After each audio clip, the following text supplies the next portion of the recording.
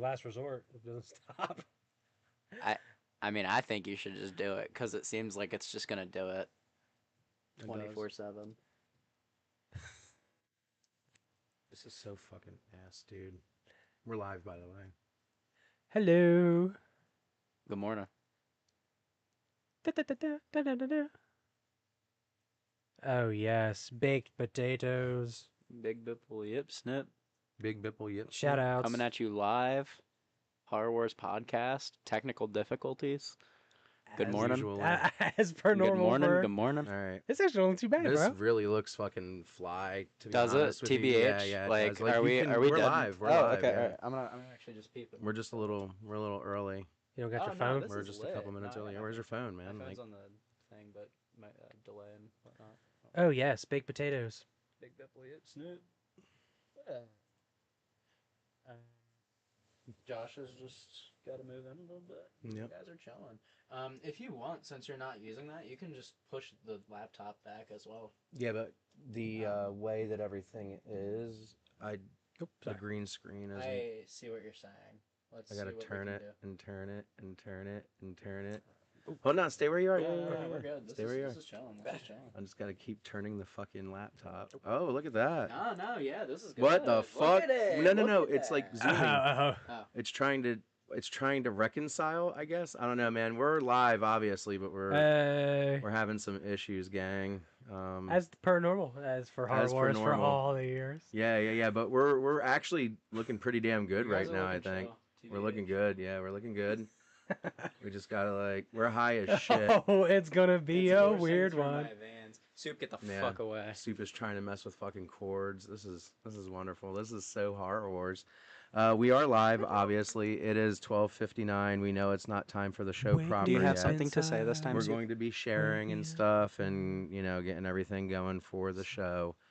Oh, she's So angry. we're here. We're live. We're just a little bit behind because we had difficulties with the frigging camera, but luckily the camera on this laptop is absolutely awesome as well. So yeah, Does it this looks appear to good be as having shit. any issues? No, I'm there's going no. above. And I think No the stutters latency. or anything? I think the latency issues that we were having with the Oh gosh. last time was probably due to that friggin' stupid ass camera. Okay, I see. So let me actually, dude, what the fuck? You got out of the screen and it completely reorganized where we were. Apparently you can't move Oh my god. because it just completely took every framing that I had. So okay, we cannot leave this green screen. We have to stay here. We are stuck forever. Jesus. Okay. Do not do not move. Do not move. Do not move. Don't do it. We can't move. All right. So, oh man. You mustn't move. I really hate how YouTube's features go when it comes to like the sharing of everything. They make it so fucking dumb. So hopefully everybody's having a good weekend so far. It's Saturday and everybody's chilling. What's your favorite like emoji to send? Would you say? My favorite emoji? I think the smirk emoji might be like the funniest one for some reason. My favorite My favorite emoji to send. Emergency. My favorite emoji to send is gotta be the Italian hand. Yeah, you do The use that one quite a Italian bit. hand is absolutely my favorite fucking emoji to send. You really like sending the fax machine. Could you Who? possibly hand me my Walter? The Who fax likes machine sending the fax emoji. machine? Me. Oh, you do? I've never gotten the fax machine from you before, which is weird. You haven't, but is that what you wanted? Yeah, you could have handed it over the top of the cord. Sorry. Wow. I'm really high. Yeah, we're super I'm a little toasted right super now. gangalatooged right Oh now. shit, I got water too. I can drink that. That's I great. feel a little thirsty. That is so great. So we're going to be getting to the episode proper in just a few minutes. We're sharing and stuff. As you saw. As you saw, yeah. Oh, yeah. And for those that are coming in, we were having technical difficulties at the beginning. It's okay. We all have bad difficulties. Tech days. Tech days. We seem to have tech days a lot though. It's just everything that we been many have moons. always wants to like fight against us. It's the weirdest thing. Next is the Avengers, I guess. What, the Avengers are gonna fight us next? Yeah. Jesus, dude, I don't want to fight the fucking Avengers. I'm just gonna. Can I just like? Blow up. Boom. No, I'm just like. Instead of fighting the Avengers, can I just like quit? You know, like, can I just like before the fight even starts? Can I just resign? No. Like, can I just opt out? I gotta get used to not looking at that fucking camera above. Can you actually take this off of Yes, the table? and I move it, totally please? can. I've wanted to do that for Yeah, the last yeah. 10 All right, minutes. cool, thanks. Oh man, now we're just blurry because I fucked everything up. This is a wonderful day. It's a wonderful day in the neighborhood. So wait, I should probably move Shout out to this Mr. Rogers. us first, to get us back in focus, maybe. Ooh, ee. Yeah. Why? Why is it doing this? Why do we have these problems? Everything is blurry and everything. There we go. We is look better than we ever blurry. have. All right, cool. Shout morning. out to Fantastic. I don't Are remember who are sings that. you moderating or Yeah. what? All right. Because we're about to start everything up. Baked potatoes. We're a little late, but fuck it, we'll do it live. And everything's a little bit more slow motion as well, so. Everything's a little bit more slow motion. Yeah, Slow motion for me. slow motion forward. We're just a little high. A little what? High. A little high.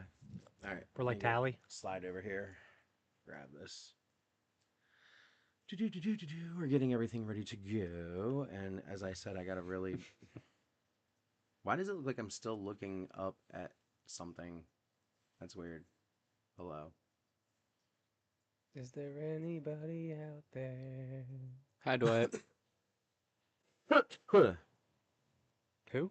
Dwight. Oh, shout Dwight's outs. in here. Hello, Dwizzle. Shout outs, bruh.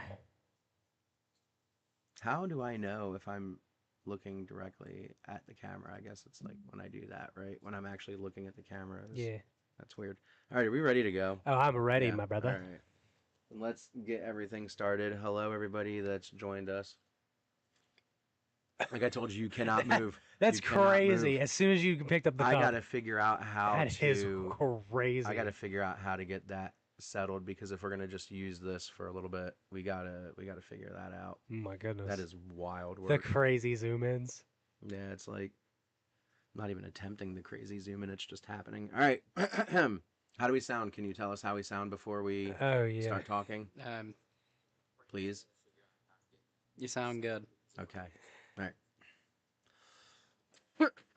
Hello, everybody. We're going to start Nice. episode number 101 of Horror Wars.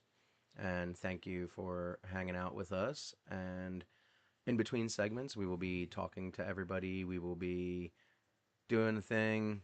As you know, we've been live for a few minutes already, but this is kind of how it Baked happens. potatoes. So, no. We're going to begin the episode. And as I said, in between segments, we will talk to y'all. So- I'm Josh. Welcome to the lives. Yeah, welcome to the lives. This is the benefit of watching live, if you call this a benefit. All right. You ready? Yeah. This is absolutely a benefit, man. Oh, Yes. yeah. All right. Hello out there to all of our guys, gals, non-binary pals, spooky cuties, hair-raising homies, freaks, geeks, and anything in between with a motherfucking butthole. I'm Rob. And I'm Josh. And together we are the #1 horror podcast in New Jersey. And available on Spotify and YouTube. This is Horror Wars. Oh, yeah. We are the show that puts original horror movies against their remakes in an all-out war to determine which will reign supreme. We do this with a series of scores that we give out to one or the other to see who comes out on top.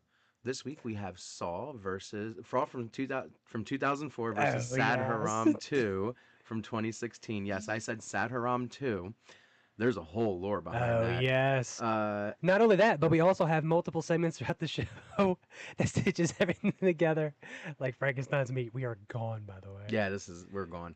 Horror Club is where Horror Club is where we review a horror film book club style and will provide a bit of background before we give it a grading of pass, rent, or buy. This week we take a look at The Collector from 2009. And then we get into our list of doom, where we discuss the episode's top 5. This episode, our list is top 5, let's be real, top 10, goriest deaths in media. And we follow that with the horrors of gaming, where we talk about horror-related games. On this episode, we're discussing Saw the Game from 2009. After that, we close up shop with our final segment called Goodness. The End. That's where we reveal the next episode and say our goodbyes and fuck off for a couple weeks. But make sure to stay after the ending for the actual ending. If you know, you know. Wink, wink, nudge, nudge. So with all that out of the way, let's do this. Hell yeah. Okay, so boom, that's the end of the first segment. Cut. Cut. Yes, we sound good. Thank you, Drizzle. This is all you, right? These two parts? Is that you? What? For the hard tube intro? Yeah. That's you? Okay, I just want to make sure. To the stop by and check us out, that's you? Yes, So, and okay. then we Blah, blah, will blah, yeah. discuss the actual thing Yeah, from yeah. there. Yeah. The hard tube. Yeah. Ready? I'm ready. Are you ready? Yeah. All right, let's go. Welcome to Horror Tube. It's horror in a tube. We bring you this wonderful bi-weekly tube and all of its content for zilch to you as well. And keeping up with nothing, please give us something.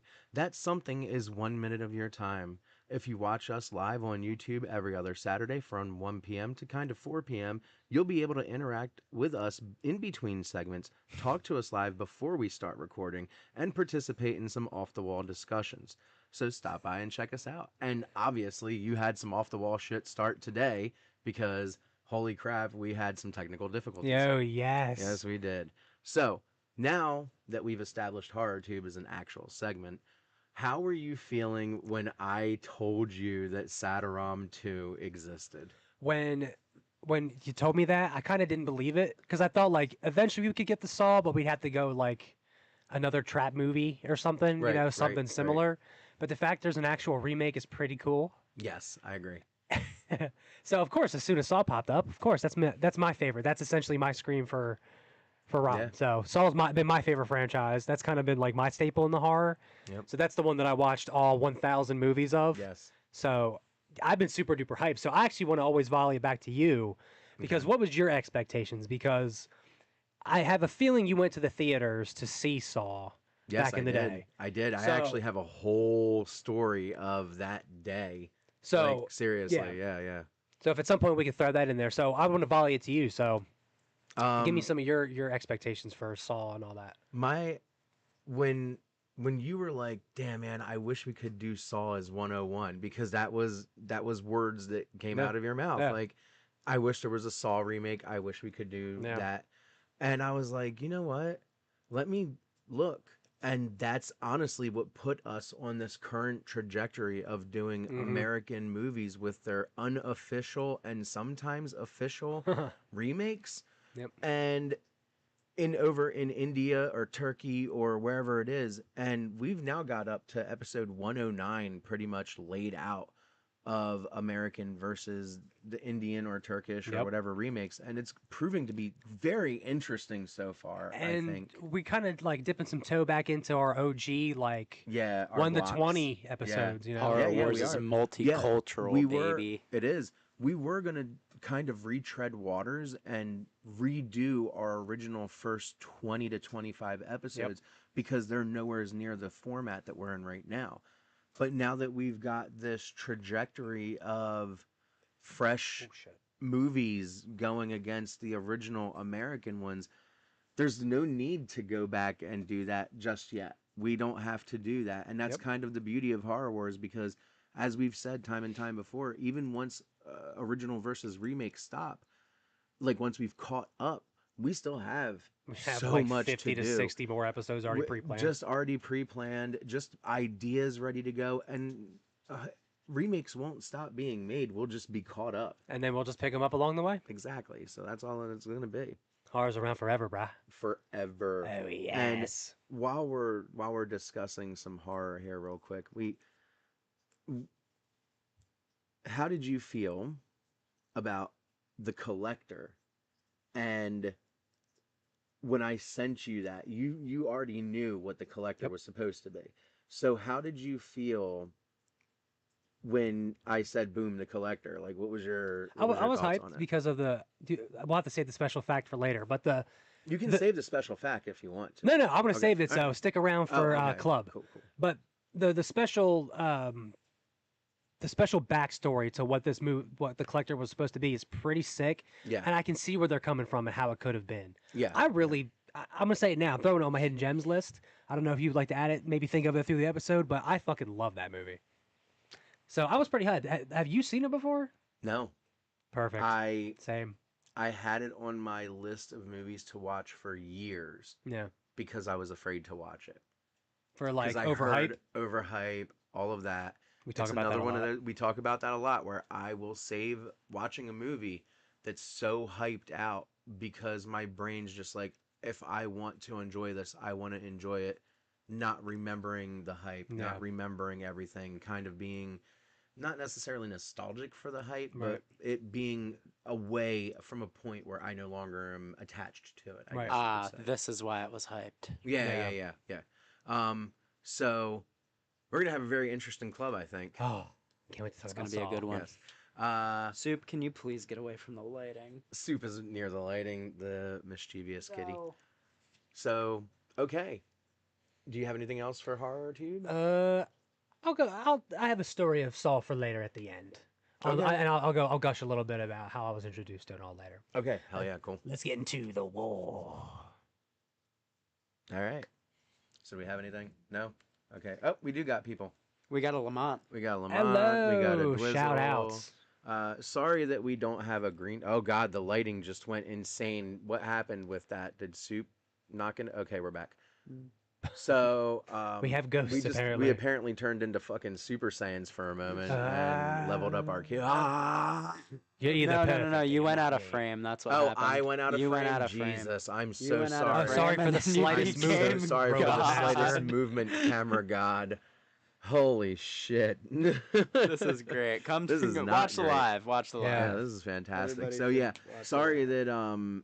that we don't have the green screen figured out yet. We were fighting the camera gods, as we just said. One of these days we're gonna figure it out. One of these days, hopefully by the 5-year anniversary, we will figure out the green screen.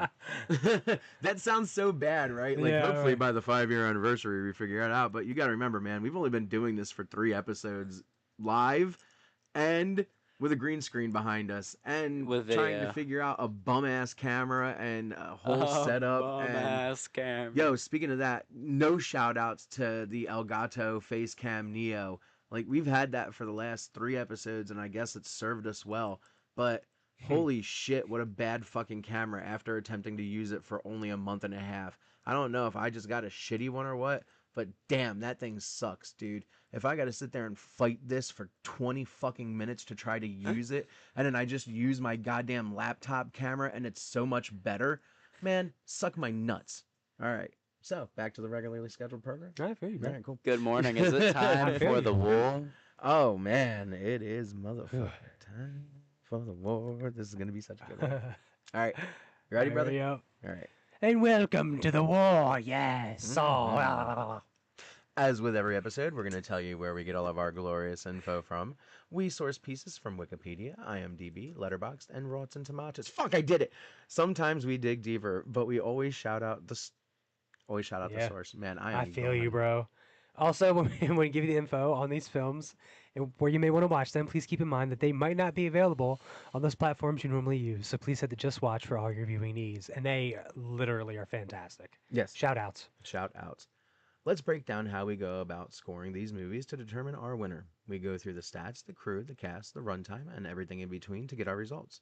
Before we discuss our reasoning for where we placed points and why, we give you the poll results from Instagram on who they thought would win. I accidentally You moved out of frame. My bad. Oh, God. Oh, God. The categories are God. acting, directing, range/plot, killer or killers, casting, soundtrack, gore/kills, pacing, time period, environment, and the ending. After that, we add up our scores, and whoever has the highest total takes the win. Now, with all of that out of the way, it's time for the war with the camera. Yeah, the war with the camera, our internal war.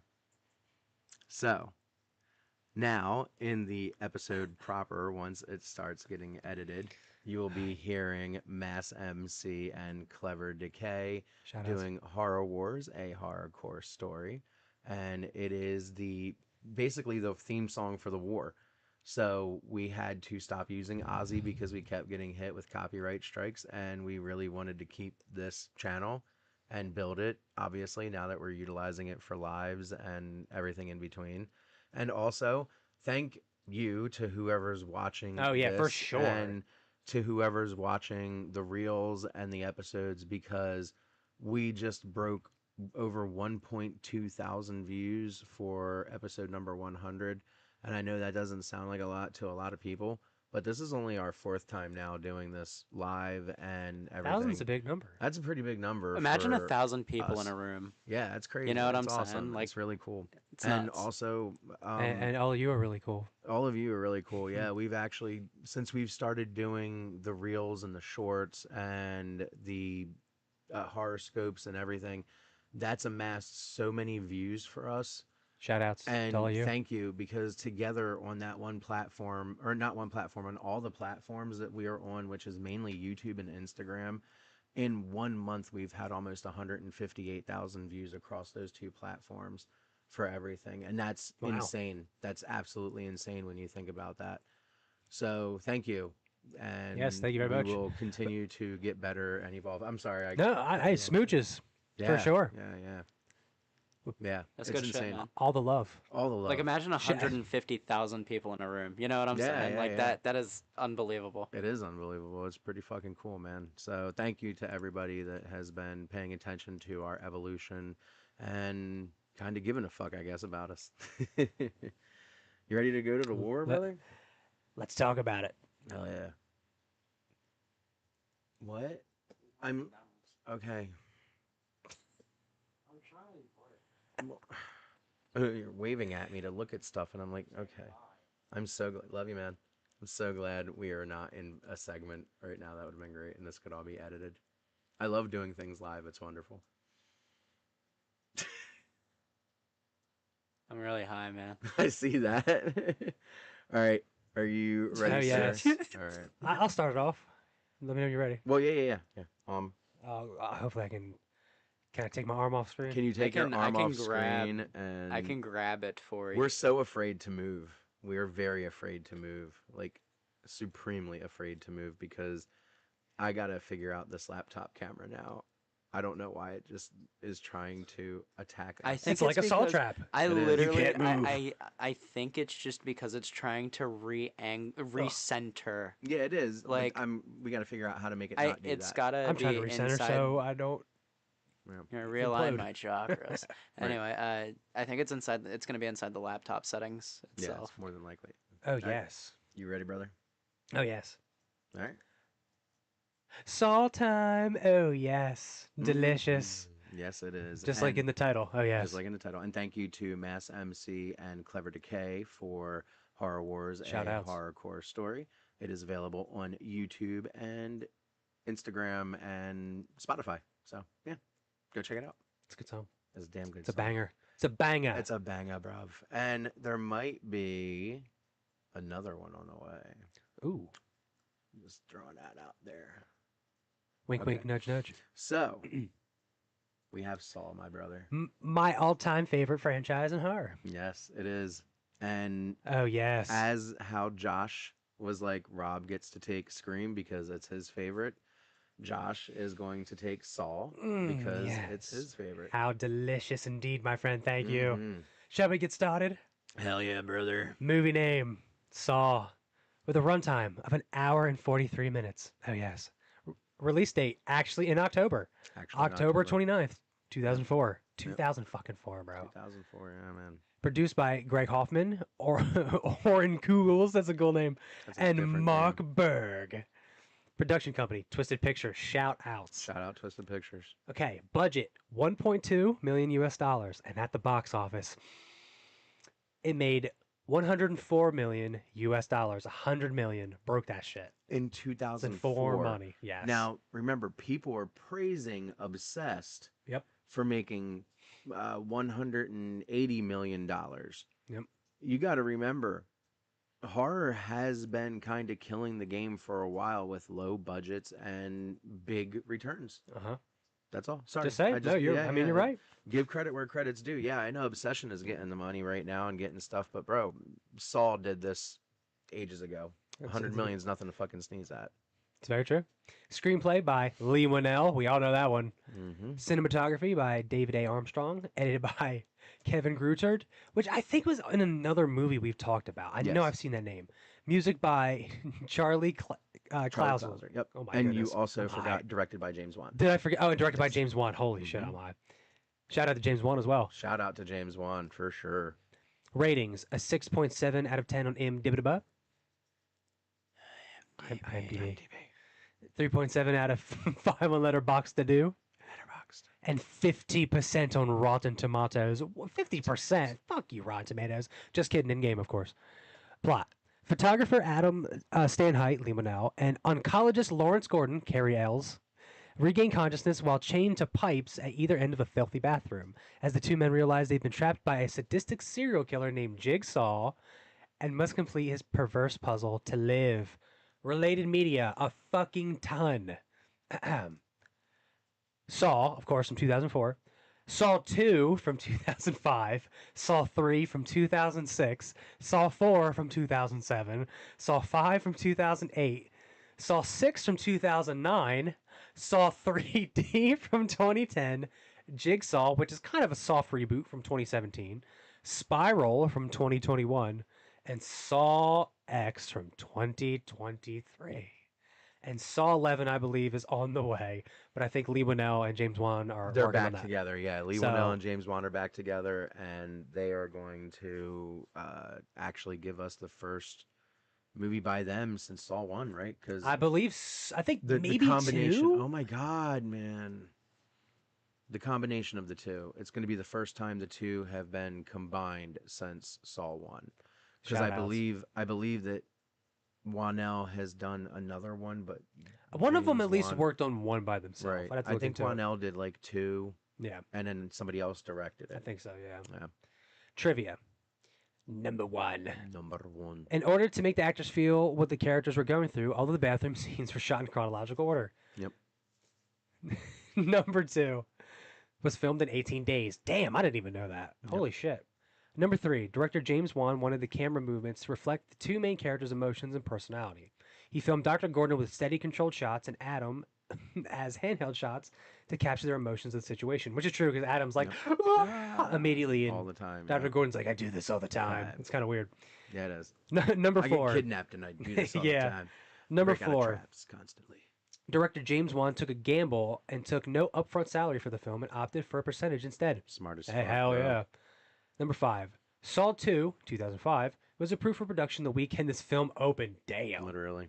Number 6. According to the DVD commentary, casting director Amy Lippens asked director James Wan who he wanted to play the character of Amanda. On a whim, Wan suggested Shawnee Smith, whom he had a crush on since his teen years. He was surprised when Lippens came back a few days later and told him that they had secured her for the role. Yep. And she was in it up until Saw 4, and they reference a million times, and then Saw X. Yes. Number 7. In post-production, Dr. James Wan discovered that he did not have enough shots or takes to fill out most of his scenes, so he and editor Kevin Grutert created their own filler shots by doctoring some of them to make them look as if they were filmed through a surveillance camera. That's cool. There's nice little parts that like you see Carrie like walking Mhm. slow, but it's not actually Carrie. Like it's Like yeah. the oh my gosh, never mind. yeah, I'm gonna go on a tangent here. Number 8. Jigsaw's puppet was completely made from scratch by the film's creators. It was not bought at a store or a puppet that was altered, which is cool. An very original, cool. like OG kind of thing. Yep. Number 9. The film's screenplay was written in 2001 as a calling card for director James Wan and Lee Winnell trying to break into Hollywood. They shot a low budget short based on a scene in the film, and this proved successful enough to attract the attention of Evolution Entertainment. They immediately formed a horror genre arm called Twisted Pictures, shoutouts, Yep. and gave Wan and Winnell a small budget Yep. and started a franchise, baby. Yes, they did. Number 10. Directors James Wan and Lee Winnell wanted to make a film after they finished film school, but they could only afford one room. However, they challenged themselves to create a film that only occurred in one room. This film was the product, and it is considered one of the most profitable and successful horror films of all time. Oh, yes. Yeah. Again, Just like all- Scream. Just like Scream, they all over 100 million. Like, been there. Cast. Woo. Lee Winnell as Adam. Carrie Ells as Dr. Lawrence Gordon. Danny Glover as Detective David Tapp. might be in a future part of the episode, this character. Yeah. Ken Leung as Detective Steve Singh. Dina Myers as Carrie, shoutouts. Mike Butters as Paul. Butters. Butters. Ah, geez. Paul Goodrecht as Mark. Michael Emerson as Zepp Hindle of Lost fame. Mm-hmm. Benito Martinez, that's a cool name, as Brett. Shawnee fucking Smith as Amanda. Shoutouts. Fantastic acting. Mm-hmm. Mackenzie Vega as Diana Gordon. Monica Potter as Allison Gordon. Ned Bellamy as Jeff. My name Jeff. My name is Jeff. Alexandra Chun as Carla. And Tobin fucking Bell as Jigsaw. Indeed, Tobin Bell is Jigsaw. Iconic as fuck. Supremely iconic. Okay. You would like to play a game? We're going to play a game. In about 2-3 segments. I see what you did there. It took me a second. It's really funny. On to the remake. Oh, yes. Oh, yes. Mine's not going to be as long, but it's going to be just as difficult because I've got names and things that I'm... Just like we say in the intro to this, we do not speak all languages. And so... I'm still pretty high, so... Oh, yes. Movie name, Sadhuram 2. Runtime, 1 hour and 34 minutes. Release date, September 16th, 2016, not 2026. Produced by everybody, actually. It was India's first crowd-funded Kickstarter movie. I did put NA there, but that was before I found out that it was a crowd-funded movie. So, which is pretty sick. Companies, yeah, pretty damn sick. Knockout Entertainment, Grey Matter Studios, and Paranjoti Productions. Budget, non-applicable, and the box office is non-applicable. Screenplay by Sumanth Radheshkiran, directed by Sumanth Radheshkiran, and cinematography by Satish G. That's a sick name. That is sick. Edited by S.P. Raja Sepuathi. Music by Girish Goplakarimanishnan. Sorry. That's a cool name, dude. It is. Ratings, 6.4 out of 10 on IMDb. 1.5 on Letterboxd. And non-applicable on Rotten Tomatoes. Oh, why Rotten Tomatoes? You didn't want to watch it? No, because it is a regional movie and not released wide, okay. So not enough people have seen it, technically. Plot. 2 men, Vishal and Dr. Vasudin, wake up in a locked room and realize they are trapped. When their kidnapper tells them to kill the other person to escape, they try to work together instead. Related media, Sadhuram. Trivia. Number 1. It is widely considered an official or licensed adaptation of James Wan 2004 classic Saw. Yep. Director Sumanath Radhakrishnan, I think. Oh, nice. Hey, that sounded pretty good. They officially licensed the story, acknowledging their creative debt. Number 2. To stay true to the tense, confined thriller genre, the makers deliberately avoided commercial breaks, dance, and song routines, a bold departure from traditional Tamil cinema. Yeah. Number 3. The movie was a passion project backed by a group of about 30 people, all of whom were major fans of the Saw franchise and banded together to produce it. And you can feel that for sure. Yes, you can. Number 4. While Saw is known as extreme torture porn, Sadhuram 2 was adapted to receive a UA certificate. The director toned down the graphic gore and violence, focusing instead on the psychological and suspense elements. And number 5, which is our final trivia for this movie, the title translates to The Square Sadhuram, and was chosen because the film features an ambiguous, non-confusing beginning and end. Okay. So, very nice. Cast. It's not a lot of people, and I'm probably going to do really I was going to say, with these names. And both casts are actually like pretty small, to be honest with you. Yeah, They're not they are. like super like 30 character casts. No, yeah. Rohit Nair as Siva Subramanian, Yog Yapi as Dr. Vasudevan, Cool name. Riaz as Vishal, Cool name. Brihadesh Kushik as Dr. Shankar, Nice. Shuja Varuni as Divya, Sanam Shetty as Dr. Preeti, Birla Bose as CBCID Adhi, Ravishnikar as Sundeep, Suja Vinkat as Sheila, and Trishula as Rohini. Nice. There we go.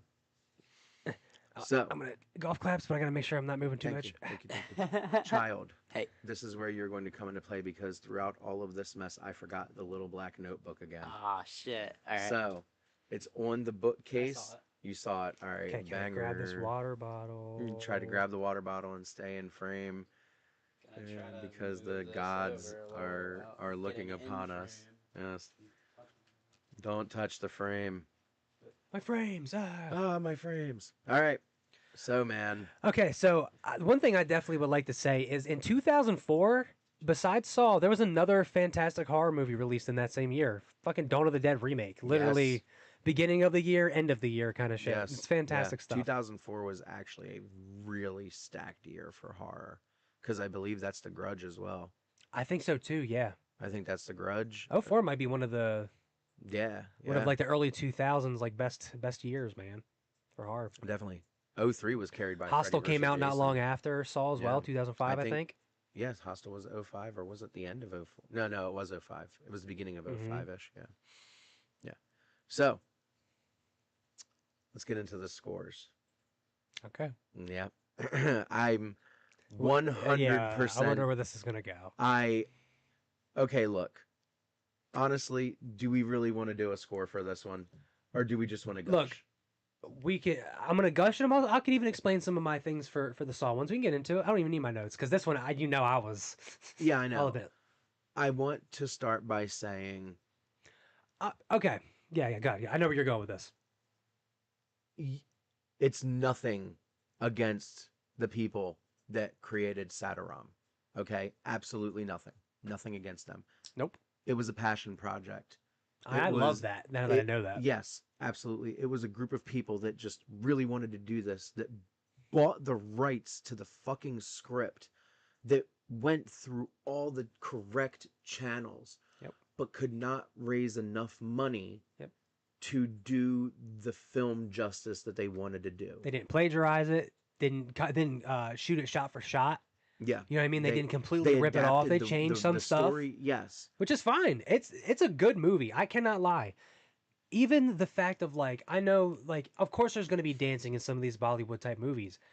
But the fact that they did it. The fact that they did it is huge. Like that's huge. Yeah. In that form of media.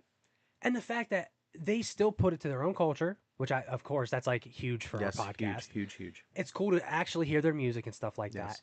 It just happens to be going against like the original like Juggernaut movie.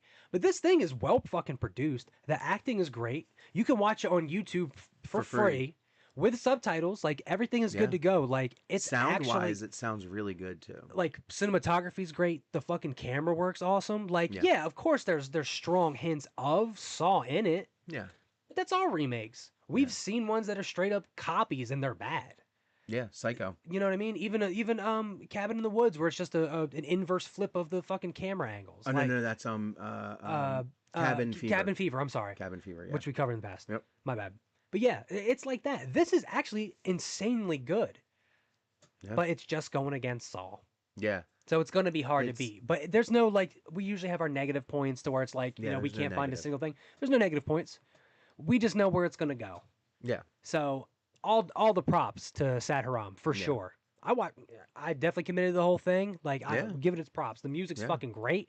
They have their own spin on the Saw one and have original stuff. Give it a fucking watch for sure. Yeah. And it's free. So how can you beat free? It's only like an hour and a half. It's literally within the same time frame. It's within the time frame. But that all going to be said, it's going against Saw. It's going against one of the biggest grossing fucking horror movies, one of the most insanely well received horror movies because of its twist. What people aren't understanding about good horror is all we want is a really awesome twist at the end. Yep. Most of these $100 million, $200 million box office hits have really good twists. Scream, Saw, Obsession, Backrooms, all these movies that are past, present, future that have had these Heretic, Hereditary. Hereditary, Evil Dead. Midsommar, Evil Dead. There's so many of them have crossed that threshold because they've had twist endings Yep. and shocking endings. And the ending to fucking The Saw. original one, oh my lord, iconic as fuck. When Game that- over. When that motherfucker stood up Mm-hmm. and wiped that shit off of his fucking face and said, "The key is in the tub." Yep. Killer's been there the whole fucking time. And just fucking walked out and Game over. And then slams the door. Adam screams, and then you hear "Hello Zep," I believe. Dun-dun-dun, dun-dun-dun, dun-dun-dun. Oh my god, what a Chills, fucking bro. ending. What Love an it. ending. What an ending. Oh my god. The acting, Carrie Ills. The Dude, directing. Oh my god. I'm usually a hater on like 1,000 plots, but the detective part, along with the flashbacks for like the traps and stuff, Yeah, it- there was something really great about it. The only thing that I have a slight like annoyance with Jigsaw, right? His whole thing has always been you don't appreciate your life, right? Yeah.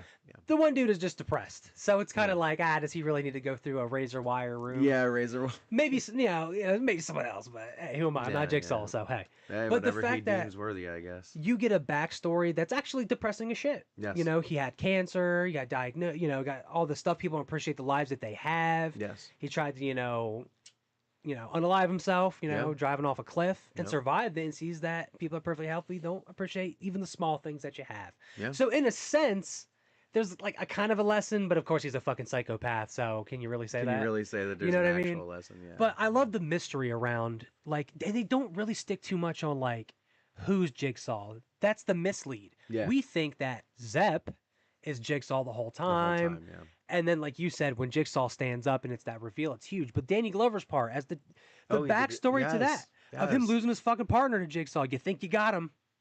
And because of you being so obsessed with getting this fucking guy, Yep.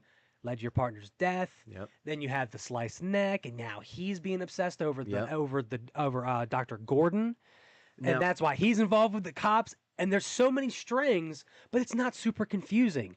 It's weird how Saw can just have reveal after reveal after reveal, but make it seem like one fluid plot. Yeah. Like we can go back in time. I know that way later in the franchise it gets sloppy. Oh, yeah, it But gets this is sloppy. why the first one is so good Yes. because it connects in the cop plot to Dr. Lawrence. Then it shows between Dr. Lawrence and Adam.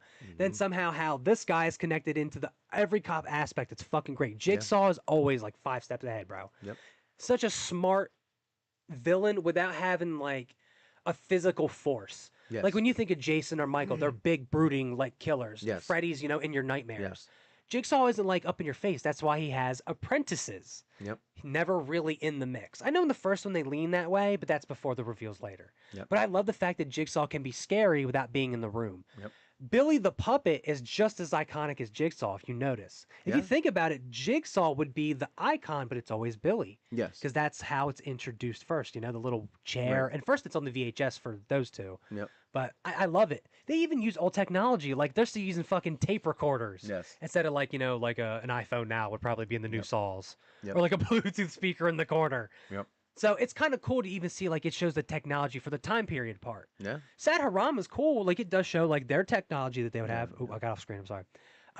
But I just and saw it's even before they did like the stop motion like head movement. Yeah. Like yeah. that kind of stuff. I forget how you would describe it. But Yeah. all iconic stuff. That's kind of what started, and of course the gore porn aspect of Yeah. horror. Yeah. Right after that, that's when it went That from like blew up. just a stab or some blood to like you're And- exploding every time you get killed. And not for nothing, it did for that genre what Scream did for slashers. Because gore porn was big in the 70s. It was huge. They were the fucking exploitation films. They Yep. were the Cannibal Holocaust. They were the Yep. Faces of Death. They were all of that.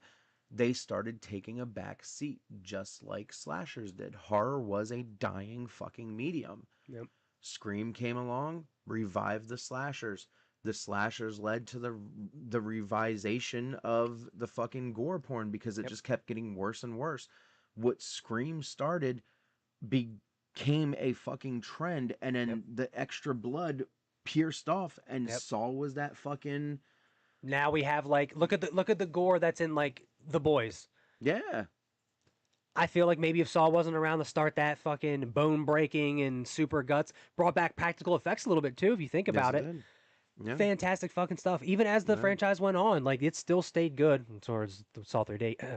But Saw 1, man, fucking one of the, in my opinion, probably like top 5 movies all time. Probably for myself. Okay. Yeah. Because it's really what glued me in the heart. I loved the mystery part and the Yes. twists. Yeah. A constant twist movie all the time. A constant twist too. And it's like you have to kind of do your own detective work as you go along and watch these movies. Yes. And then it makes you want to rewatch it because you want to see what was so obvious in front of you. Yes. And the way certain things were said, even the background. It's fan-fucking-tastic Yes, stuff. it is.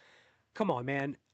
I love it so much. I have the fucking the steel book version of it, Super HD. Yeah. I had to get the physical copy. Love me some Saw, man. So how about you got any anything that you particularly love about Saw 1 that maybe Okay, so I'll just say, I guess gives you the could say, uwoos? like, the uwoos. I will say that Saw holds a particular place in my heart because it was a day where me and my friend Macho Mucha Lucha Shout outs.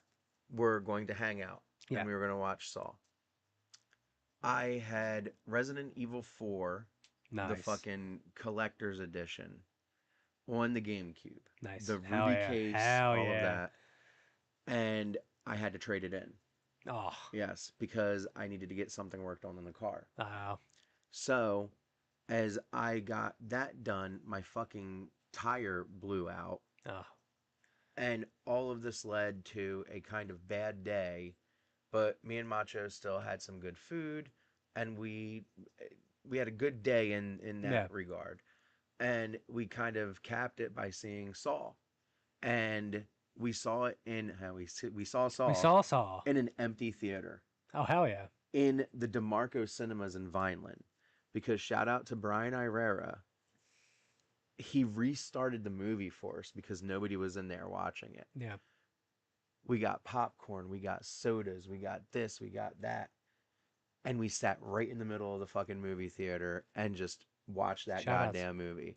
So was that your first viewing of Saw? That was my first viewing of Saw. Man. Having kind of like a bad day leading into that was an awesome experience because that reveal at the end, being able to freak out in a theater by myself with him and like stand and be like, what the fuck was that? Holy shit.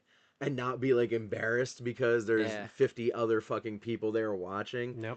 Was a really cool experience, and I've never been able to do that except for Godzilla -1. Because everybody else was... I was the only person in the theater. Oh. That's it. I went to go see it as a tribute to Dad, and... So at least 2 movies? At least 2 movies I've gotten to experience by myself, and... Well, I mean, Macho was with me on that one, but -1 was really special to me, so... Shout-outs. Yeah, shout-outs.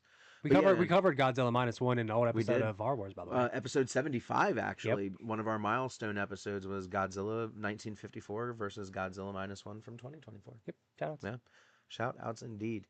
So, for acting, directing, writing/plot, killer or killers, casting, soundtrack, gore/kills, pacing, time period, environment, and ending, we are going to give a perfect score to Saw. Even the blue light, like as the bathroom goes along in the movie, it gets like that nice blue tone to it. There's something so aesthetically pleasing to me about Saw. I know that it became like in every horror movie after. Yes. It's even in The Collector for sure. Yeah. Oh my God. But, Heavy. But it still was unique at the time, and even in the non like Dr. Lawrence and Adam parts, the color saturation was like creepy. It made everything seem like a dungeon, right? Yeah, yeah. Like everything felt really good. Even the cop parts felt like a grungy like cop drama, not like Saw 2. Ugh. Yeah. But all around, I love it. It kept you guessing. It was gory as all can be. The characters are fucking fantastic. I love Saw so much, and I can't wait to gush about it even more later. But I'm glad that it got a perfect score. But I just want to say again, shout outs to Sadhuram. Yeah. And it showed plenty of love to it. There was just even no with way. changing some stuff, but it's a hard one to fight. There's just no way. There's just no way it could compete with Saw. There's none. I mean, I would even give maybe if I could do a tie, I would still give environment to Sadhuram because I still love to see their cities and towns and stuff, and when they show like the greenery and whatnot, I love it. But Saw, baby, Saw. Da-da-da-da-da-da-da-da. So do we got anything else on this? Or are we good? Nope. I hope Saw 11 is better than Saw 10. Yes. Please, please, James Wan and Lee Wanell, bring your franchise back to life. Saw and Scream once again. Yeah.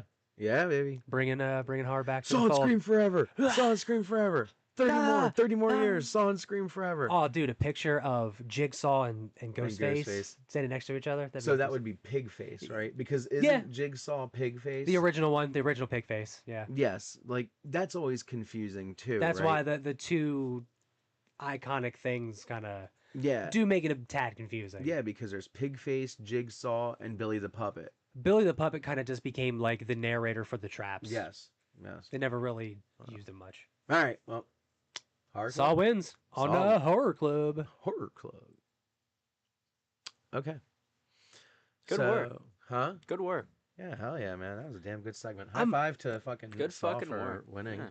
Okay, I'm gonna grab this water Not one more to- time. Yeah, not to bash the other movie either, because that one was, like you said, a passion project, and I think that's pretty Ugh. fucking cool. So, you Damn got it, out my of bad. frame. Motherfucker. It's okay. We're not in a segment. No, I know, but it's still just. I don't understand why that's even an option for a fucking camera. I don't know, man. Let's It's make it really as fucking inconvenient as annoying, possible dude. for these people. The camera is Alright. not built for two people, So I guess. we've got one comment that's in a message form that I don't think you see, child. I don't know. Mm, I was happy to meet Carrie Ills years ago at Monster Mania Con in Cherry Hill. That's from Bella. Shout-outs. And Lamont had messaged us something, but I can't see Yeah. it because it's not available I don't for have connection. access to that. Like, Oh, I remember my entire mind being blown, really pushing the analog horror before it became such a big thing nowadays. Yep. I don't remember what that part. Yeah, I think so. Yeah. Allow. Okay, cool. Sorry, Lamont, I didn't have you. Thank you for the comments, though. Thank you for the Shout outs to comments. y'all. Because yeah, we've got like comments that are available, but also The you guys messages can you said. message us as well too. So that's pretty cool. And I believe we're caught up. Making 10 boxes of hamburger helper. That's a good one. Thanks. You're a good one. Okay. Huh? Thanks. I said you're a good one. You're a Thank you. good one. All right.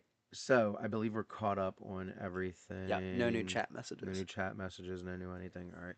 So if you get the chat messages, let me know, and then Uh-huh. I'll be able to look into it when we. Would you Go to the do you want me to next do segment. movie name to the plot and you want to do starring and film fact, or do you want to reverse it? I'll do starring in film fact. It's fine. If Oh, you want to, yes. whatever you want to do. If you want to Yeah, do that, yeah. whatever. I don't care. Horror Club sandwich. Horror Club sandwich, baby. Yummy. It's like mayonnaise in your butthole. Oh yes. What the fuck are we talking about, Fire Team? What are we ever talking about, Fire Team? That's true. I hate this so much.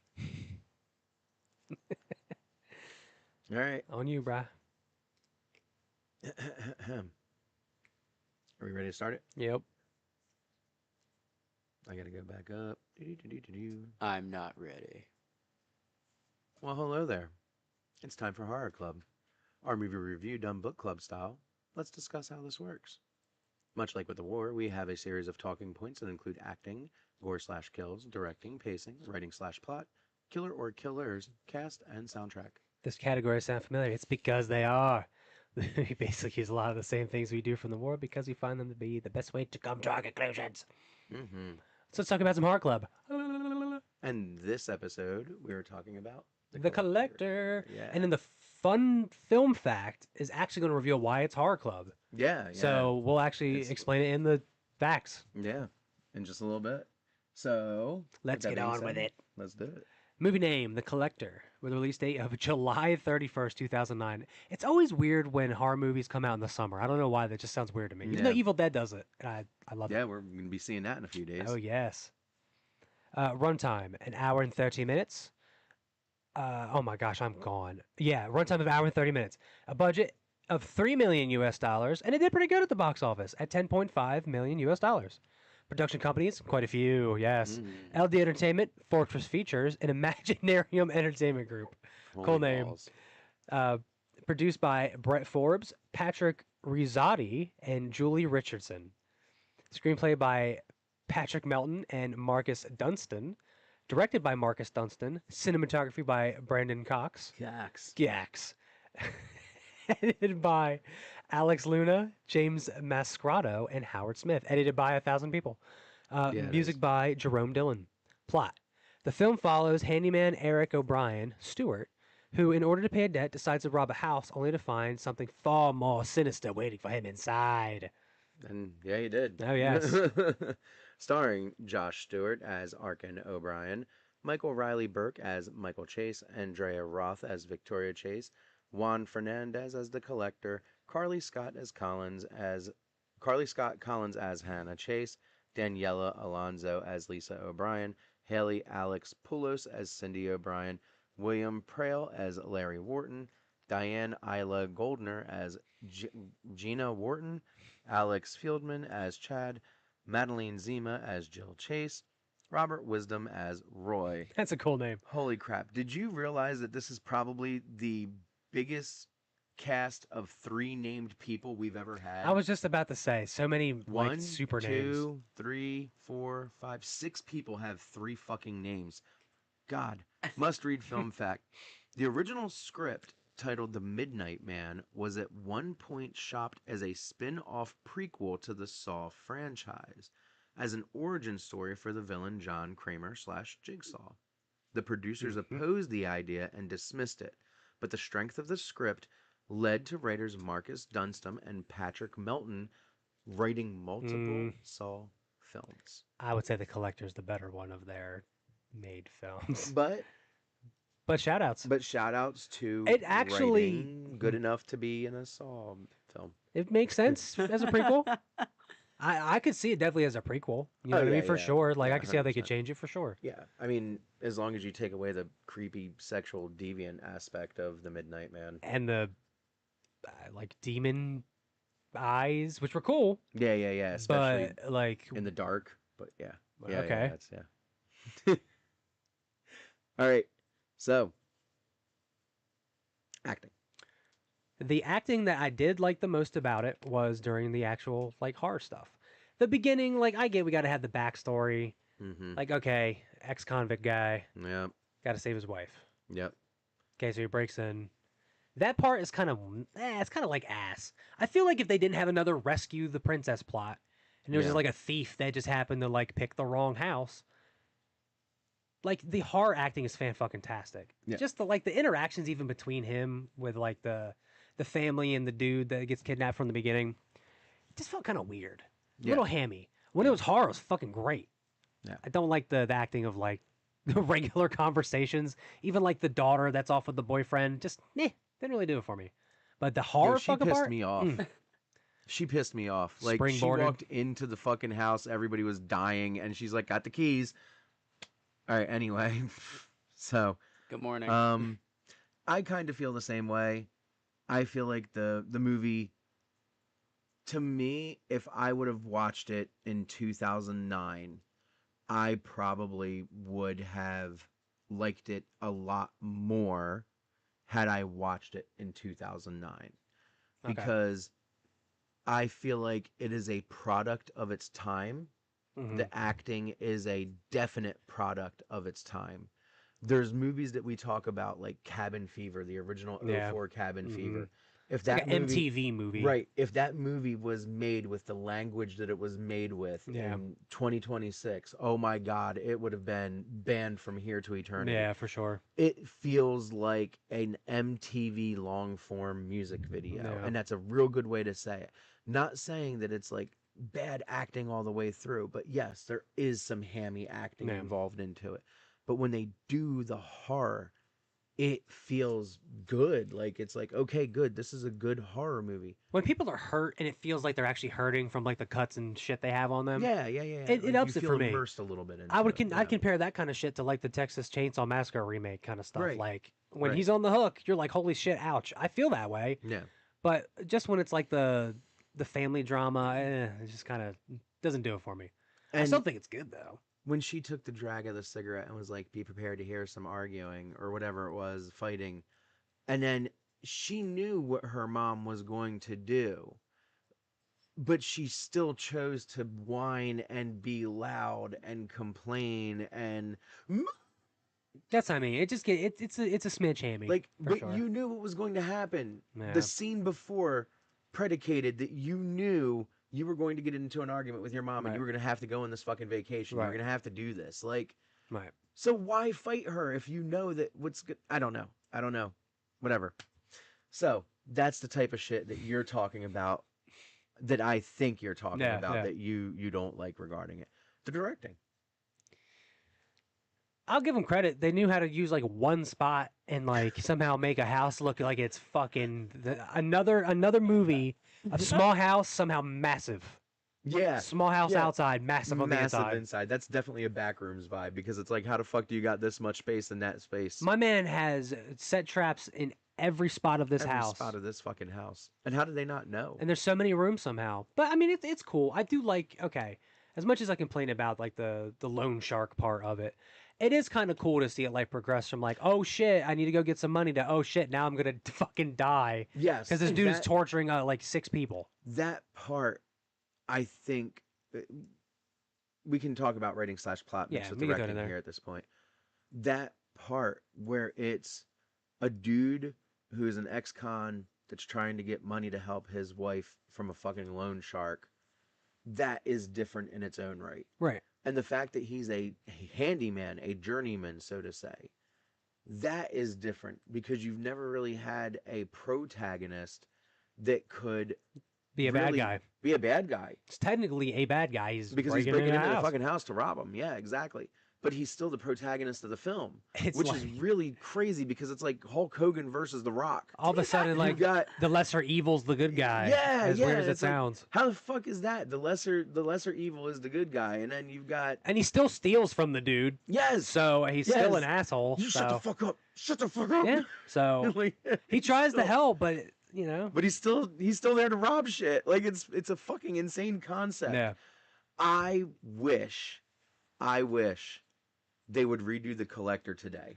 Like if they were to change the non-speaking parts, like let's say they wanted to go full Saw prequel, Yeah. they could have just had him like trying out his traps, and Yeah, literally. you know, just on a single family. They didn't appreciate their own family. Because they were spoiled and they had Right. everything and all that, and you could clearly see maybe that's probably what the original element. It could have was, been, yeah. you know. Because the traps were great. The like the weird finger fucking hooks he had on the Oh dude. yeah, yeah. Ugh, Yeah, like absolutely. degloving him pretty much. Yeah, It was really, really like good. brutal. I Yeah. like the practical effects. Mm-hmm. Brutal as shit. Mm-hmm. Definitely borrows from Saw, Saw, of especially course. with the blue and yellow blue. lighting and the Yeah. grungy look. Yeah. It was way past due for that kind of lighting and shit. Yeah. They didn't do like, you know, like traps per se. The whole house was trapped. Yeah. You know, bear traps all in one room, Yeah. shit like that. But luckily, it worked as its own solo film too. did. So that's what was nice about the plot, is that yeah, it could have been a prequel, but it's still its own fucking thing. Yeah. And I think that's why for me I'm throwing in the hidden gems thing, because it's still a brutal movie. Of course, stuff could be better, but it's a pretty good fucking watch. I'll give it that. I will say, like I just said earlier, I guess because considering we have been actually talking about environment and gore and kills, do we just want to like? We've talked about the killer. We talked about kind of some of the cast, I guess. Do we want to just kind of like keep going with it? I mean, the pacing's good. pacing's good. Again, Yeah, the they pacing's could have good. really drug out if they wanted to, like all the yeah, non-killer shit and being in the house. and It's you- just it wasn't necessary for the plot, but it didn't slow it down. It's still You- in that sweet spot, right? yeah, From what I it's an remember. hour and 1 hour and 30 minutes dead Yeah, bang. so Actually. so yeah, perfect it's sweet in the spot for a horror spot. movie I would like to say, you can definitely tell the time period. for sure. 100% what we just said. It's 100% time period. The environment, like you said, they made a lot out of nothing, and somehow the house became a mansion inside, and there's all this stuff. But whatever, it's cool. But it was still The unique. environment was unique. You were Yes. getting like the killer hunts more than just like Yes. straight up murder. Yes, and And then we'll eventually try to straight up murder Straight- you by stabbing yeah. you a bunch of times. So but yeah. with Killer, I guess we could say he's Very definitely unique. unique. And design for sure. Yeah, 100%. They don't make them have like a revenge plot. This is one of my favorite things too. No revenge plot to it. They don't explain shit. No. It's not like a demon that's attacking people. It's just a psychopath with crazy eyeballs. Yeah. That's it. And yeah. literally will capture people here and there and use them as bait. Yeah. I mean, but it worked.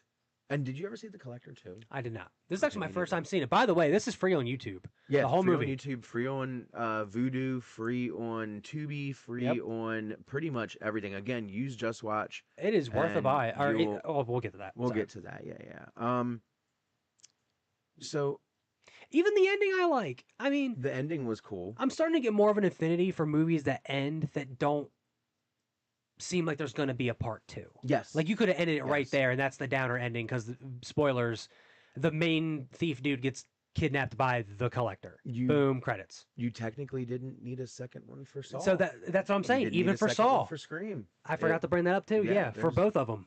Yeah. Actually, we said that in the Scream episode. Same Yeah, for Saw. It could have just, Game over, screaming, da-na-na, da-na-na. and that's the That's last it. you ever hear of that dude. And I feel like Saw would even get more praise if it was a solo movie. I think that I think it would. the ones after kind of tarnish a smidge. Faces of Death. What? That one isn't that one getting a part 2 or a sequel? Oh, the New Faces. of Yeah, Death? the new Faces. It's getting a sequel. too, That's yeah. another one that doesn't need one. No, we haven't discussed that on the show, obviously. Yet, Well, 'cause we didn't do the episode. Well, yeah, So, but yeah, like it's- to not say Right. anything about Right, it, right, like yeah.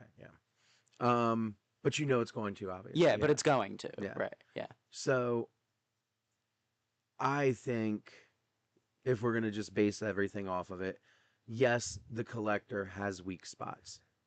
It definitely does. But I do think it's But- unique enough that I would put it on my hidden gems list. I feel like it's one of those ones I would say you got to watch at least once. I can say I wouldn't put it on my hidden Yeah. gems. Like me, again, this is, dude, we've been doing this for 101 episodes now. People that are just watching, me and Josh do disagree on things. We're not here to agree 100% because we are individual people. We say this all the time, so never expect us to fight about our individuality because we understand that we're different people. So, I won't say that it would be in my hidden gem Mhm. collection, but that's also not to say that it's not a good movie. Oh, for sure. Because I feel like it could be if they remade The Collector kind of like they did Malum and Yeah. The Last Shift, hmm where Malum We've was, covered that in past episodes, we've by the way. covered that in past episodes, yes. Where Malum was the better parts of The Last Shift, but it also kind of was a little meh. Yeah.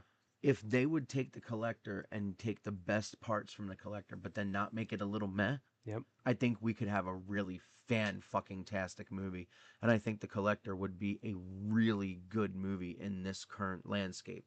Even though it's, only 12, 13 Yeah. years old or some Mhm. shit. I think if they fucking remade it and put it out literally like they did Last Shift and Malum, I was about to say it was only like 5 or 6 years 5 apart. years and apart from that, I think if they did something like that, you could have a really good, Yep. solid slasher I was gonna say icon.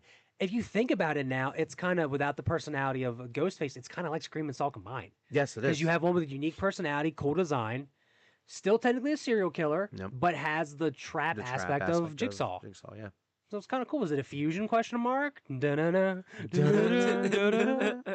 But I believe, for me, I would say this is definitely a buy I if agree. it's on Vudu for $5. I agree. I'd say 5 to 10 range. If you got like super 4K HD, blah blah For blah blah blah, for $10? $10, Hell yeah. I'd spend $10. Hell yeah, I'd spend $10 on this for 4K, 100%. I wouldn't spend like 20 on No, a no more than Steelbook. 10. I'd stay on 10. I wouldn't stay on a Steelbook, but most of the time Vudu sales are 4K, and you get it for $5. You just don't get the physical copy of it. If you want a physical copy, Yep. I would say spend the most 10. But if you just want digital, 5.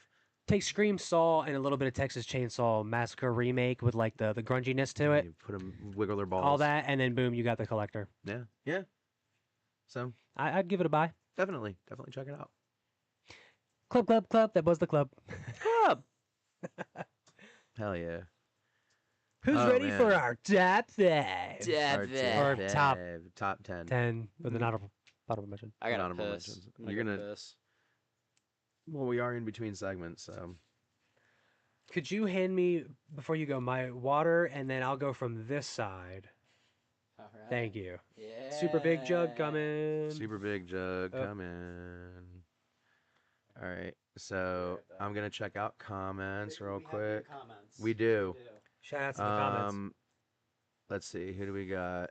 Oh man, we've got a lot of people in here actually. We are sorry. We got Bella Necromancer. My bad. I didn't know I could swipe to go to live comments versus private messages. Lamont said same. A complex metaphor. Honestly, I'm amused. Haha. Oh yes. Tori. Oh, Tori. Hey, what's up? A complex metaphor. I know nothing of The Collector. Give it I a shot. remember watching The Collector when it came out, Lamont, and knowing the background of it. It's just the Resident Evil 7 house. That's what Lamont said. That's a good point. That's And Tori wow. said practical effects are everything to me. For sure. Yeah, absolutely, man. We love practical we effects fucking around here, love yeah. practical effects around here. If y'all are in the comments and you want to participate in this, by the way, I think we just got we're another one. doing, there's hi. Hi. So we've got the top 10 goriest deaths in media coming up, which is going to be the top 5 for the segment purposes. But we definitely knew that we were going to be doing more. Josh and I both have at least 11, definitely 11, right? 11 for sure. 11. Yes, I actually have to change one while we are live right now. Okay.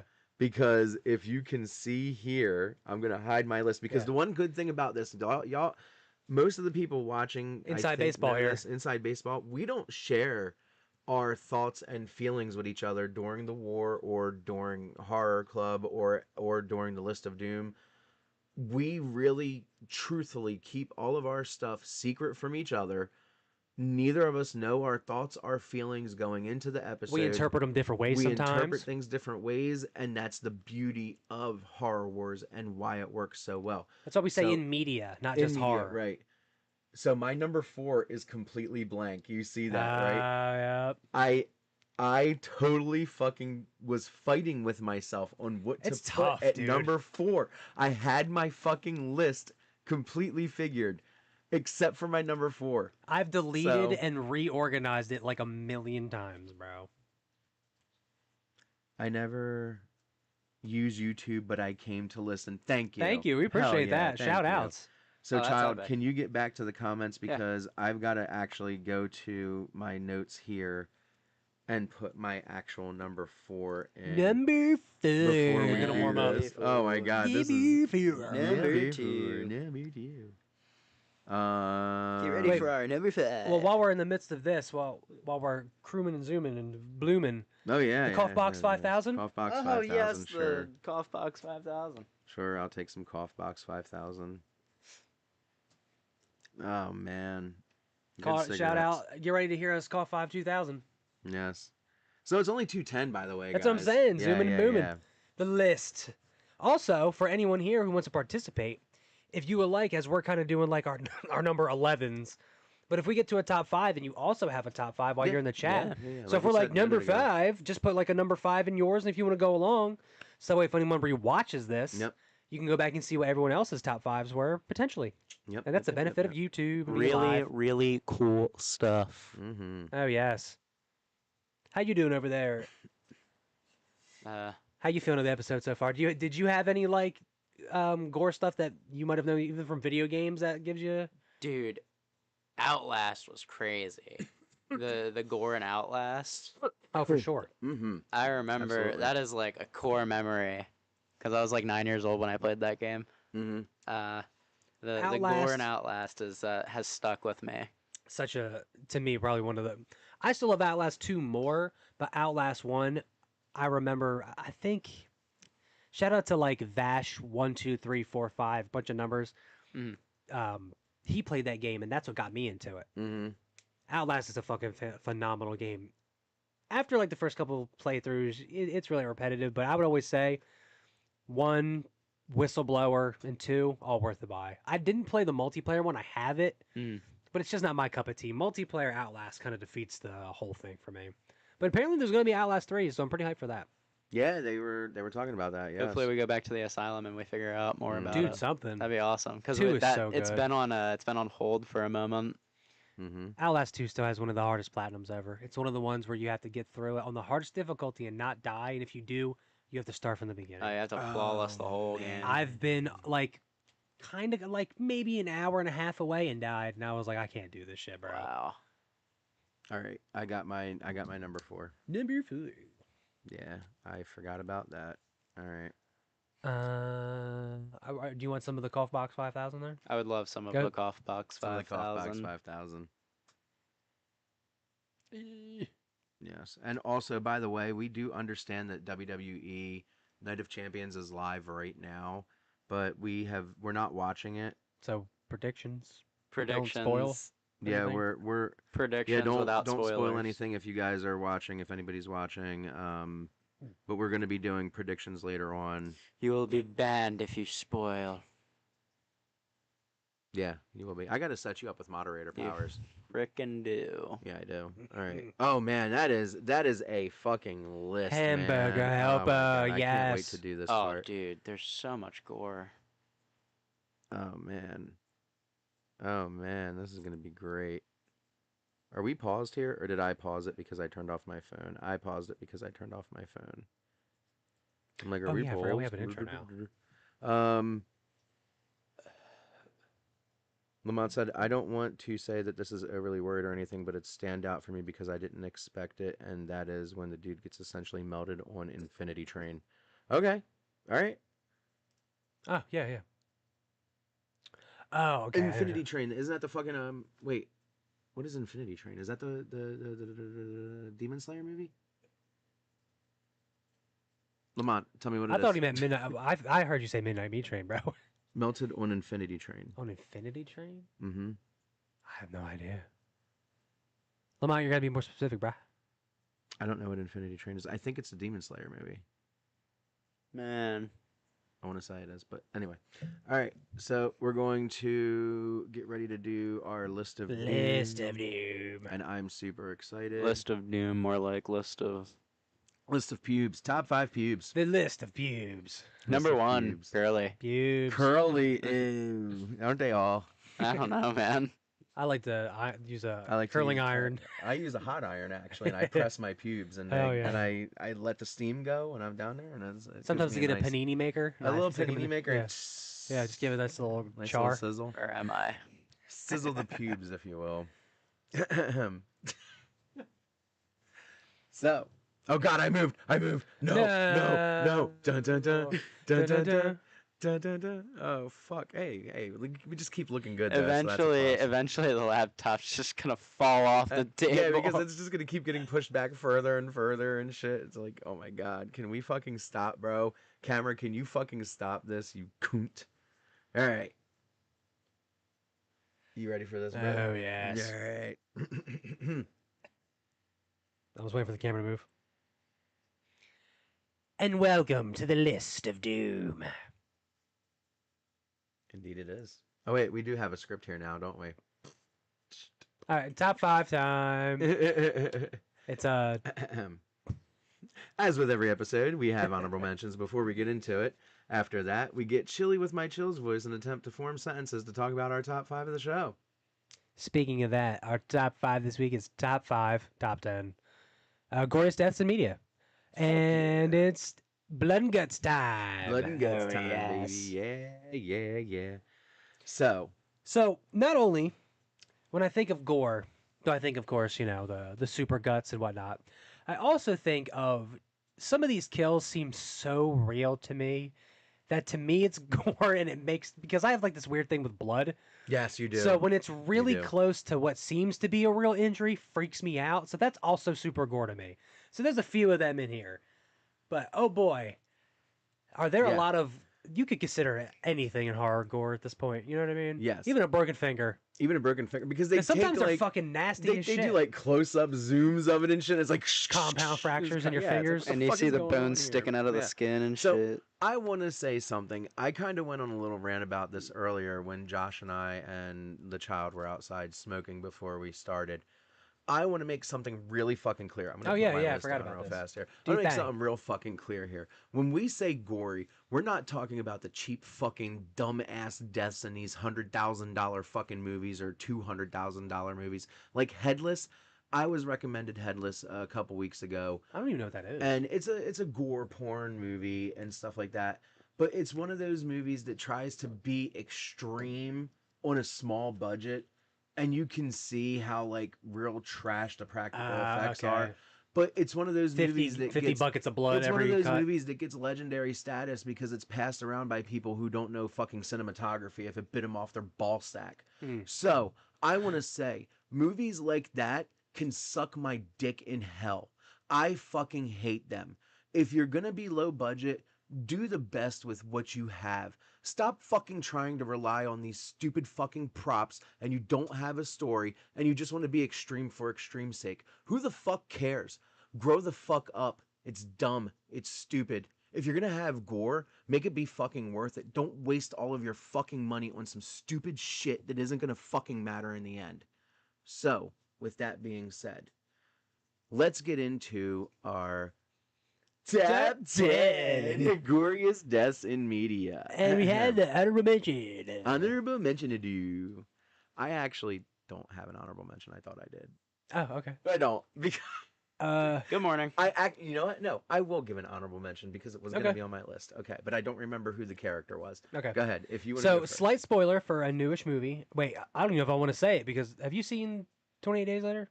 Or the Bone Temple? No, I haven't. But you know what? This is Horror Wars, and we're not going to. Well, it's more. It's right at the beginning of the movie. Look, so okay. So what we'll do is, even for the live people, we will give a 10-second delay, or not delay you know what? here, but silence. I'm not going to do it. It's too new of a movie. I don't want to ruin it. You can do it. 10-second silence. Okay. And if you guys want to listen to whatever the spoilers for Bone Temple, It'll take like 10 seconds. it'll take 10 seconds. Just mute us for a couple I'll even seconds. do one of these when I get through it's it. back up. So 10, 9, 8, 7, 6, 5, Make sure to mute. 4, 3, 2, Get outta here. 1. Okay, so 28 Days Later, Bone Temple. It's the character right at the beginning gets stabbed in the leg, and it hits the femoral artery, Oh. and it shows him bleed out. And the way it is, and the acting of that particular actor, top fucking tier. Right. And to me, that shit had me feeling weak because when Yeah. they do blood stuff like that, Yes. I feel kind of faint. Yeah. And I had to pause it and take myself a minute. Call me a bitch, but I'm gonna give it my honorable mention to that because it Yeah. made me feel ill. Hell yeah. Jazz hands. Oh. And you're back. If Oh, you wow. Good unmuted us. morning. So Good that was morning. my. So that was that. That was your honorable Yeah. mention. Okay, my honorable mention is I don't remember what character it was because I've only seen the movie, God, at least like 5 or 6 times. The Thing. The fucking chest bursting, dude. fucking insane Terrifying. shit. Holy God, you thought the fucking alien did it great. The body horror, bro? But the body horror in The Thing in general. Can we just... Golf claps, golf claps. Hello, Shout out to Sam. that shit again. I think that's just Gore the movie in some parts. Like, For it's sure. just really Cronenberg, fucking man. Cronenberg, brother. So, all right. I'm just going to start off chills with our number 10. It's not like we hate the guy. We just hate his fucking voice. So, Josh, what's your number 10? My number 10 is the Final Destination 2 highway sequence. Motherfucker. With the logs, everyone Yeah. crashing, everyone blowing Oh, the fuck up, God. spikes going through faces. Oh, Another God. one of those that kind of traumatized me the first time I ever saw it. Because again, that was my Ugh. first Final Destination I ever my saw. God.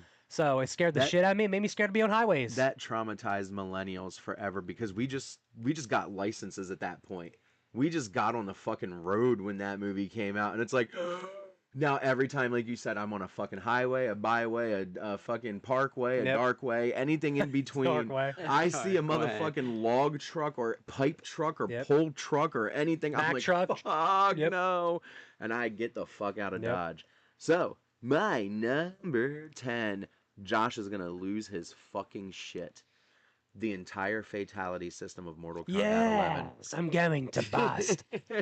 Dude. If you think of any ways that could be body hard, just look up a compilation of every single Mortal Kombat fatality. Yeah, dude. They're all ouchies. And Mortal Kombat 11's in specific was just insane because it was not 1, not 2, not 3, but like 4 or 5 different fatalities. Everyone had a That- bunch of fatalities. It was a fatality cornucopia in that fucking game.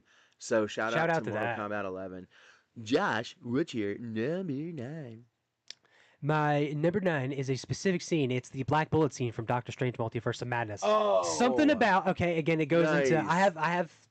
I don't like tight spaces, and the fact that she took away, again, this has been out for a while, took away my man's mouth, and he basically imploded Yeah. his own head. Yeah. Something that would have been out of The Boys Yeah. freaks me out because that scream and then the head cave in and then the fall, that Yeah. always got me. And again, it's something Absolutely else that wild. made me feel like weird as shit when I Yeah. saw it. Yeah. So I'm going to give it to that particular scene Yeah, from that the shit is- Multiverse of that shit's Madness. fucking cool. All right. My number 9 is the fucking head explosion scene from Scanners. Dude, one of the most we covered it. iconic. We covered it in the Firestarter episode, right? Yep. One of the cringiest fucking episodes I think Oh my we've God. had. But yeah, dude, that head exploding scene is one Iconic of the as best, fuck. one of the best practical effects. Practical uses, effects. We yeah. get to see. Do you ever want to see a head just explode and see the brain chunks in there? Yeah, Scanners. absolutely. The head exploding scene. Fucking that's top notch. All right, what's your number 8? I realize that I have a super disgust for head horror. Yes. So again, a little bit more recency bias, but it's from Weapons. It's the forehead fucking head smash he's just smashing in the his kitchen. Marcus to Terry, head. Oh my god. where she does the snap of the twig, Yes, dude. yes. The thuds off screen and then actually showing Yeah, man. the fucking Yeah, the man. damage. That shit makes me. Yeah, man. I can't handle head trauma stuff. It's crazy as fuck. CTE So- gang. So my number 8 is Glenn's death from The Walking Dead. Head, dude, man. head smash. It's insane that we both had head traumas at number 8. Yeah, dude. What the fuck?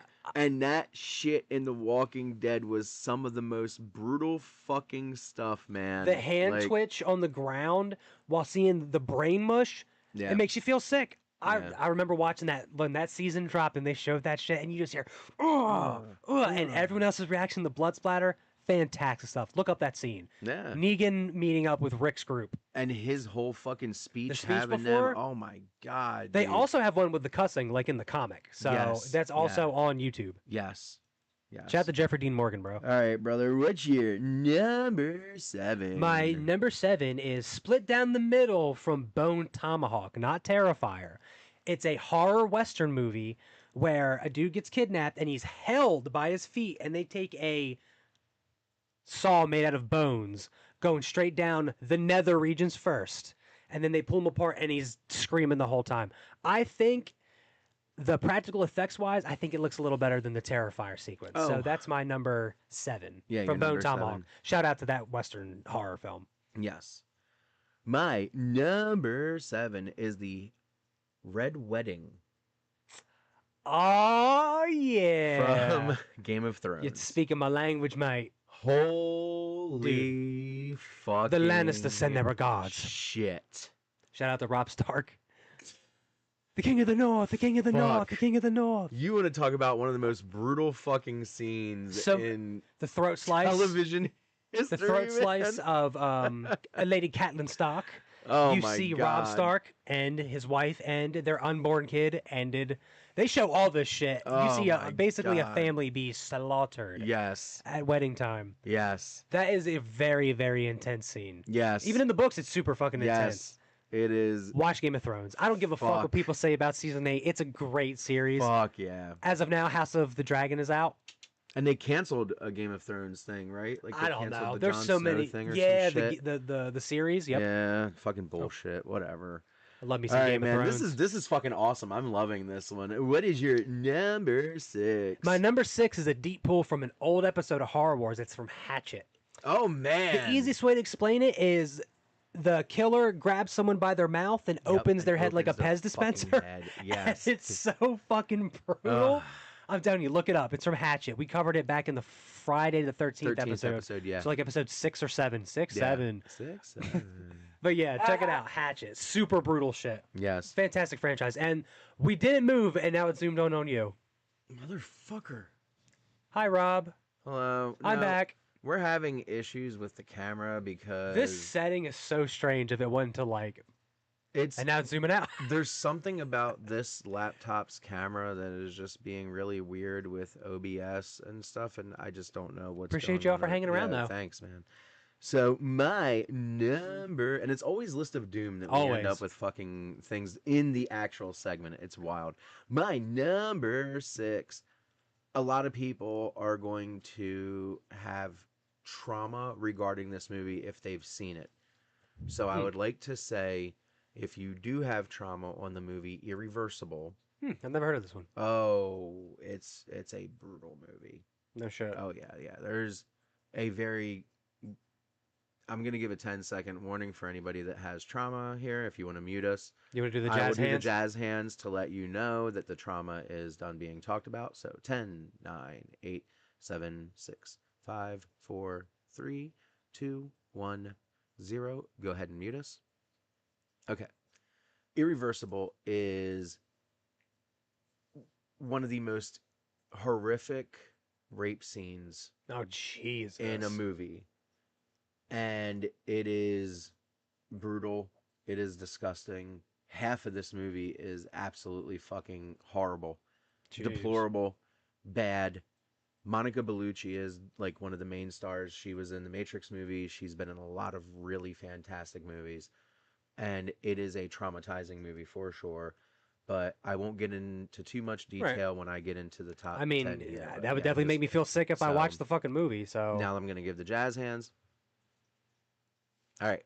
So my number 6 is the fire extinguisher death in oh man, the camera the laptop is going to die. I need the charger. The charger. It's over yonder. Fuck.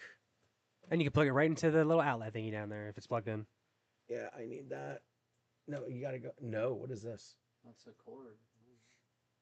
All right. Sorry everybody, List of Doom is getting fucking and the camera's moving. It's closing in on Josh. Do the office thing. Yeah, this is so great. Or I hate everything right Blah, blah, now. blah. Now it's leaning this way to get both of us. I don't understand this camera. And now we're kind of blurry. And now I we're don't. back to the top 5. Top Jet. Wait, now we're in the top 5. So hey. Yeah, we're in the top 5. I was saying the fire extinguisher death Oh yeah. in Irreversible, and that's what I'll say, and that's what I'll leave it at. Okay. So what's your? Now we're getting into our number 5. My number 5 is a super specific fatality from 9. Noob Saibot pulls you apart. He grabs he and his little shadow clone grab you by each foot, and then they pull you apart this way. I'm doing it on YouTube, but yeah, he pulls you all the way apart, and you go from all the way split ass to the top of your head. And during that fatality, you're screaming the whole time. So technically, the character is alive up until right before their head is pulled apart. Yes. It's fucking gross. From Mortal Kombat 9, from 2009, I think. Yeah. That's crazy. All right, remember, put your top 5 as we're saying our top 5 if you want to, hang out with us while we're doing this. My number 5 is the the wishbone execution from Terrifier. Oh shit, let's go. So, I'm not a huge fan of the Terrifier franchise, but Two split down the middles. that two split, that when he fucking took that shit and sawed her in half, man, oh my god. I was like, holy fuck, bro. What the fuck? What the fuck, bruv? What the fuck, bruv? What the fuck? So, yeah. Number 5 is the wishbone execution from Terrifier. Josh, what's your number 4? It's a simple one, but it's a good one. It's Rorschach's death from Watchmen. Something out of him just imploding out of nowhere. And it reminds me of in Deadpool Wolverine when she pulls apart Johnny Storm. Yes. It's like that, but it was just so out of nowhere because Rorschach's talking all this shit. And all of a sudden he's just a big blob, and it's so abrupt. And something about somebody exploding and then their organs laying there just grosses me out. Yeah. So that always stuck with me. Why do we look different now than we were previously? Do you notice that we look kind of different now? I have no idea. It's so weird. I don't understand. My number 4 is Captain Rhodes' death in Day of the Dead. Those zombies pulling him the fuck apart, ripping out his throat, ripping out all that shit. What in the fucking brutality is that? Like 1978, 79? Beautiful. Fuck. Let me get the right hand for the jazz hand. Not the jazz hands, the Italian hand. Oh my god, dude. Oh, yeah. Fuck yeah, man. The Captain Rhodes death. We covered it in the past, by the way. Yeah, we have. We did. We covered Dawn of the Dead. We did a original versus remake, actually. Yep. Yeah. So, what's your number 3? My number 3 is another head squisher, but it's the Viper's death from Game of Thrones. Oh, yes. It's when Prince Oberyn gets his head squished by the mountain. Just Yeah. the fact that he did the digging the thumbs into the eyeballs, Yeah. and then Oberyn screaming, Yeah. and then just the bit. It's like he squished a watermelon. Yes. Something about that, and still seeing the teeth broken and all that shit. Yeah, dude. It's always stuck with me. Whenever I think Game of Thrones, when it gets to that part, I like Oberyn. Yes. And I'm like, I know what's coming, bro. My man is in like 10 minutes during this duel. Yep. But man, that is a good fucking. That's great. Game of Thrones twice, eh? Yep. My number 3 is the lawnmower scene from the end of Brain Dead. Hell yeah. I was actually gonna say from The Happening at the beginning. Oh God, the lawnmower death and The Happening. No, but dude, as you guys have seen, guys, gals, non-binary pals, the ad for this episode had the couple from Brain Dead in the top 5 Goriest. So yeah, man, that whole fucking thing where he takes the lawnmower and goes through hundreds of shits in the house and just demolishes everything, and there's blood and gore and everywhere. Oh my God, the scene's on YouTube. Please go check it out. I think it was. Wish we could have it on the green screen as we talk about it. Yeah. I think it was called Brain Dead. It was Dead Alive in one region and Brain Dead in another region. I don't remember where it was. I don't remember. It was like New Zealand, and some places it was Brain Dead, and America it was Dead Alive or some shit like that. So yeah.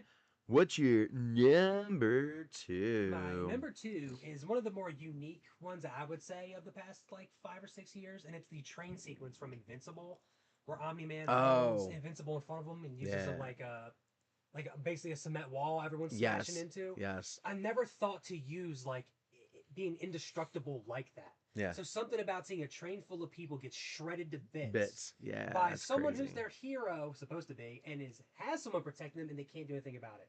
You literally couldn't break in half either way. Yep. So it's like a Saw trap, and the dude's being held, and everyone's just dying around him, and the train's breaking in half. It's really intense. I could also have thrown in the Guardians of the Galaxy, but I still feel like the train is just, it's so heavy, it's so fucking gross. Okay. So I'm gonna give it to that. Hell yeah. All right.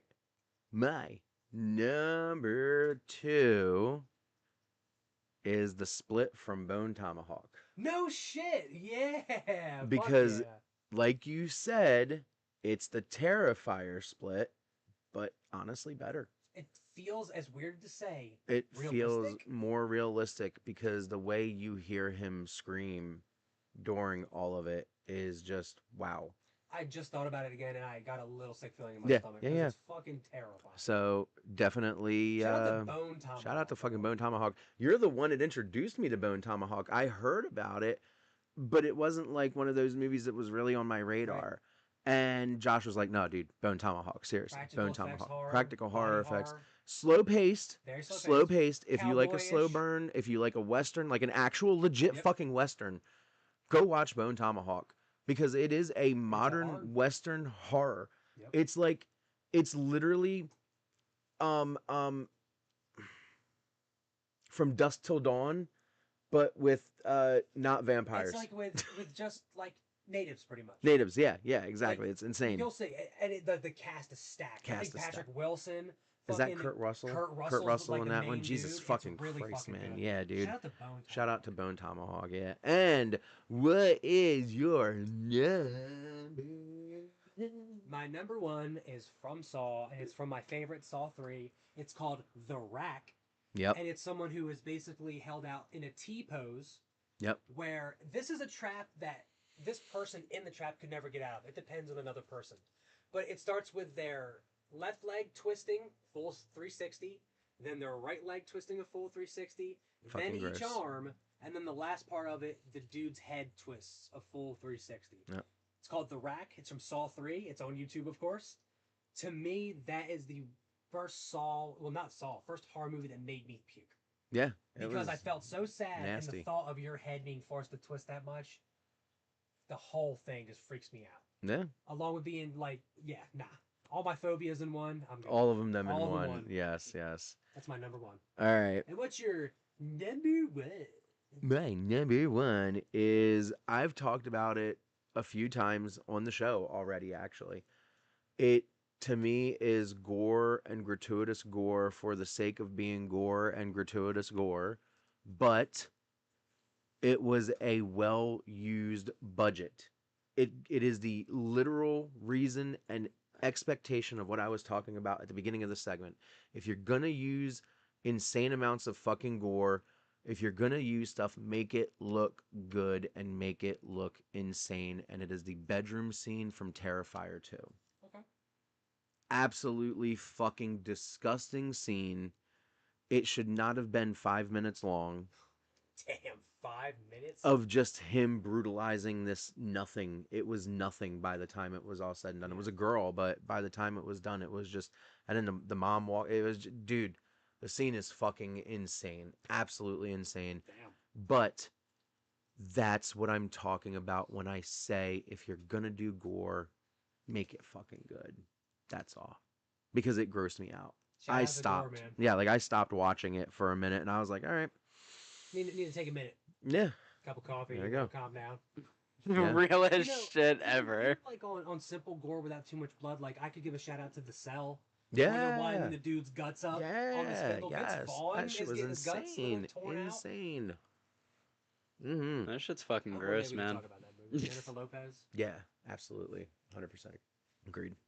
So But gore is a huge we do part. have the cell. We do have the We cell. have episode play with that, We do. So it's not like we hope to. Yeah, we're gonna. We will. Yeah, we'll get there. But gore has been a huge part of horror forever. So it's Yeah. cool to see like there's different forms of, I guess, gory stuff in any form, because Invincible is not technically horror, but No. that's horrific and terrifying. No, exactly. It's really cool. Yep. So shout out to Gore. gory horror movies. Shout out to gore porn. Yeah. Yeah, I guess, right? Especially practical effects. Hell yeah, practical effects forever. So Practical on effects. to the games. Do-do-do-do. Yeah. All right. Damn, Let me already put on my Horrors of eyeballs back Gaming. on. Yeah, already on Horrors of Gaming. Yeah, it's insane. So let's get It's back not over here even- to the Let me get my comments. eyeballs back Not on. even 3 o'clock. HBO animated series. Oh, okay. So Lamont came back and said that Infinity Train is an HBO animated series that got canceled way too soon. And no, Tori, we cannot camera because we have a camera, the Elgato Facecam Neo or whatever, but it was really giving us issues literally right before we pressed live to go on air. And if you go back to the beginning of the live, you'll see that we were frozen for Yeah, I like was gonna a couple say, minutes. It freezes all the And time. it freezes all the time. It doesn't cooperate well with OBS. And now I'm using the laptop camera, which looks really fucking Yeah, it good. looks pretty good. But it's one of those things where it's like, It just wants to zoom in. it just wants to zoom in constantly. And we didn't have enough time to fix it. Like, we really didn't have enough time. We were going live. It was really crazy. Yep. Yeah. Welcome to Horror Wars. And then at the beginning of my rant, tell me how you really feel. Brava is in the building. Mass MC said, I'm here, but I got to go because spoilers. JK still here. Tori said, always can confirm. I don't know which one she's talking about. Yes, iconic in the worst way. Same thing. Your trauma jazz hands warning is the best thing I've ever heard. I'm sorry if this is a spoiler, but Kenny's mom on the show from said Lamont. Yeah. Shout out to From. Okay. Dude, you would like that show. Yo, shout out to From. It's in the middle of its, I think, 4th season. A couple Yeah. episodes left, and it's got one more before it's done. It's really fucking good. Yeah. I highly recommend it at 10. Good pool, Lamont. Tori said, eyes mess me up. GOT is not for the weak. Game of Thrones. Yep. Bobby said E.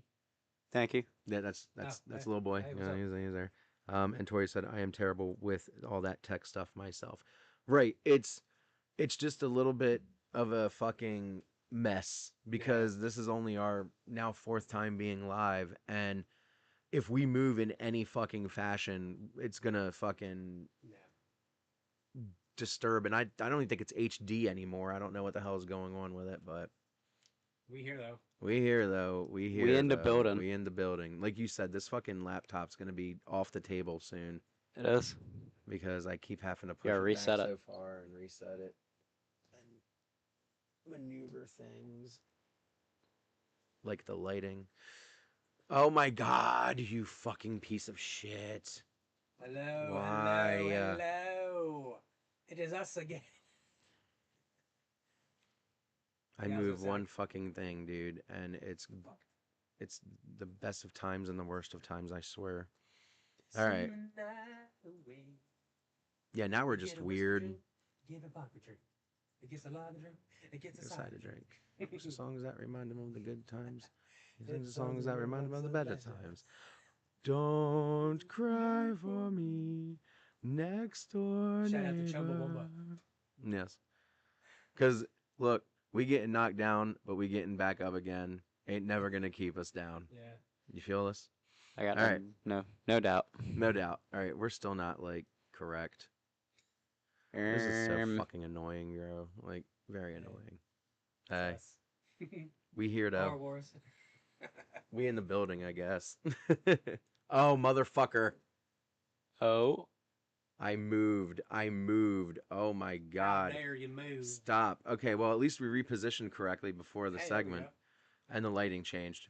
Great. This is awesome. I love all of this. it's gonna be fine. It's gonna be fine. I hate this. It's gonna be fine. I hate this. I This is really gonna do. be fun. By the way. He may be smiling on the outside, but on the inside, steam I'm- coming out of those ears. Oh yeah, I'm really, really, really just like, hey. I'm like, this is great. So we're gonna do horrors of gaming now. Are we caught up on comments? We'll talk tech stuff. Okay, thank you, Lamont, because Jesus Christ. Okay. Are we ready for horrors of gaming? Are you ready for horrors of gaming? I'm Ready I'm for not horrors of fucking gaming. ready for Have you horrors looked of up gaming. anything horrors of apparently. gaming? Nah. This motherfucker didn't look up shit Always this eating episode. beans. Always eating beans, always playing Destiny. Keith in the That's yard. it. Chief in the yard. Keep in the yard. Chief Keef in the yard. Always, bro. Alright, I'm so fucking ready. Welcome to the horrors of gaming, the gaming portion of the show. Spoilers. Mm-hmm. Hey, and the big ol' surprise, the game name is Saw the Game. Saw the motherfucking game. Wow. So, I actually remember watching the trailers for this and seeing it in Blockbuster. Shout out to fucking Blockbuster. Yeah, shout out Blockbuster. I miss you. Shall we get into it? I'll take the game name now to, yeah. So Yeah, don't worry. Yeah, you there just we go. do that and then we'll go right into it like we've been doing. Yeah. As I said, game name is Saw the Game. Initial release date is October 6, 2009. So I think Saw 6 had come out by this point. Mm-hmm. Completion time, 7 hours to 9 hours, according to HowLongToBeat.com. Yep. And of course, probably double if you want to 100% the game. Platforms, Microsoft Windows, Xbox 360, PlayStation 3. Developer, Zombie Studios. Engine, Unreal Engine 3. And Flashback. genres, yeah, holy shit, shout outs. Genres, puzzle, survival horror, it's in there. Fighting game and action adventure. You do fist fight, motherfuckers. You do fist fight, motherfuckers. Yeah. The game takes place between the first and second film and follows Detective David Tapp after surviving the events of the original Saw. Instead of simply retelling a movie, it expands his Yep. story within the series canon. And the mechanics reflect the franchise's focus on traps and problem solving. Progression depends on more of exploration and puzzles than traditional combat encounters. And there's still combat encounters. There is. Resource management is important as well. Weapons break over time, health is limited, and many situations encourage avoiding conflict rather than engaging directly. The environmental traps are the core gameplay hooks. Players constantly have to inspect surroundings, disarm hazards, and think carefully before moving forward. Oh, yes. Mhm. There's also a psychological component to the design. Jigsaw's tests force Tapp to confront guilt, obsession, and the consequences of his past decisions. Basically, Saw 1. Basically, Saw one, yeah. Mechanically, it borrows elements from survival horror games of that era, but its identity comes from translating the film's traps philosophy into interactive puzzles. Hmm. And having Tobin Bell reprise his role Oh, as yeah. Jigsaw helps maintain the continuity within the movies, even when the gameplay differs from the traditional horror movies. Saw 2009 blends survival horror mechanics with environmental puzzle solving using Jigsaw's philosophy of choice and consequence to turn the series' trademark traps into the foundation of the gameplay experience. Hmm. So, I played this game when it came out. Wasn't a huge fan of it when it came out because I guess it wasn't like, It's like 10 Saws in one, kind of. yeah. I And do then- enjoy the fact it's canon. And Yes. I will read the true ending. I threw that in my notes a little bit just to kind of explain the Yeah, canon go part for it. too, by the way. Yeah. So it does take place in between. It's after because at the end of Saw 1, again, spoilers, they make it seem like Tapp is going to die because he gets shot by Zep in the first one. But they never really show it. And even No. in the later movies, they show like his cop obituary kind of picture that they have. They No. never talk about it. You know what I mean? No. So it's kind of left up in the air. So this actually explains what happens to him. It brings in his Steven Singh, his partner who died. His wife is brought into it. It shows Amanda, so there's references to characters from the first movies. Hmm. They bring in a lot of I can't say a lot. There's a mix. So there's traps from Saw 5, and there's another Saw that they literally rip from. Like the reverse bear trap is in there a lot. The shotgun collar from 3 is in there. I was gonna say, wasn't 3? Yeah. 3 was one of them. Eventually 5 was one of them. You get the shotgun collar put on you, and that's kind of like another reason to continue the game to get that off of you, which is really cool. Yeah. They bring in old parts of the old games. My biggest bitch, right, that I would say is that it's cool Tobin Bell is back. Yes. But Jigsaw talks so Oh my fucking God. much in Dude. cutscenes. Like, Yes. I would kind of expect them to kind of have like the side characters doing their own little, Yeah. I guess like their escapes, right, from their traps. Because as you go through the levels, they always show like little cutscenes of Jigsaw talking to like the next victim. And then he explains directly to them on that the Detective Tapp is on his way. Mhm. Here's why you're here. They don't really leave like mystery aspects that much. So it's kind of like really in your face of like what's happening. Yeah. There's no really like plot twist.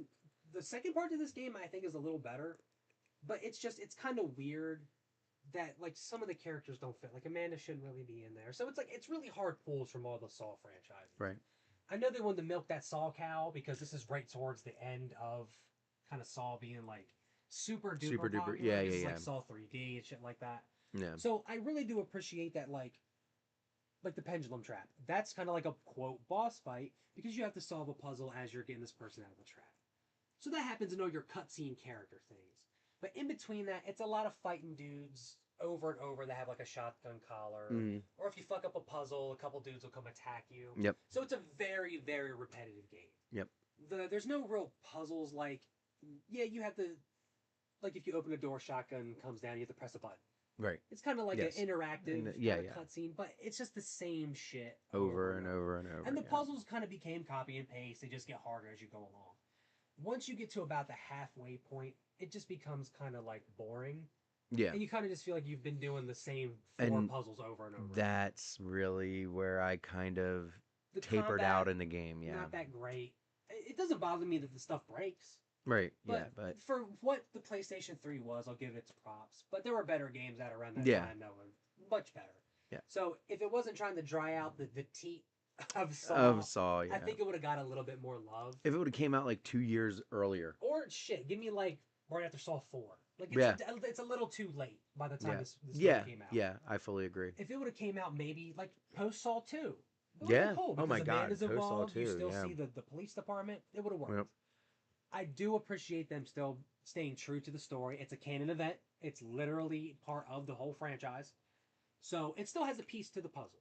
So if you were really interested of like what happened to Tapp at the end of 1, by all means, he's even in Dead by Daylight. Like he's a popular character. Yes, he is. So it is a good Saw, and I'll tell you now. And do you have anything else you want to say to add to it? No, I feel no, like no, it's no. a really simple It's game. it's a nice. simple game. It's a good sturdy game for the first half, and then like you said, when you get into the end, I really tapped out after probably about like the 5th or 6th. A horror movie that can still give it credit without just being like. I feel like most horror games nowadays, if they want to have a single player, you're just replaying the movie. It's like, oh, cool, I get to play running from Jason in a cornfield or something. But I don't know. The original story aspect is definitely what sticks out, and the fact that it is a canon event, like you said. Right, it's unique. They just spam a lot of the same shit. You just see the same thing over and over. Yeah. You put your fucking hand in a toilet full of needles 100 times to find a key. Yes. If they would have just gave us just a little more meat on the bones, I feel like it probably would have had a couple more games. And like the part 2s would have made a little bit more sense. But I still think it's like a strong game for Saw. If you're a big Saw fan like myself, I may say like a poo-poo on it. It's worth a playthrough. I feel like maybe I should go back and replay and get that 100% because I feel like I got to give it a little bit more props than what it's worth. Because again, we could have had a short play of the movie on like a linear path. Right. So I'll give it its credit. It's a really good Saw. I'm not gonna take away from the story and all that, but it's just not my cup of tea when it comes to games, and that's all it is. It's not like I'm saying that it's just this fucking shit-tastic game. It came out on the PS3 and the series and the 360. Yeah, so it's like, again, if it just came out a couple years earlier, I feel like it would have been gangbusters. But I will say it's like an escape room. Like a lot of the puzzles are escape room when they're not like for the cutscene characters, I call them. When you have to actually solve puzzles and use like the environment and line up stuff to make like numbers or symbols or stuff like that, it's really good. It's unique as shit. It makes you think.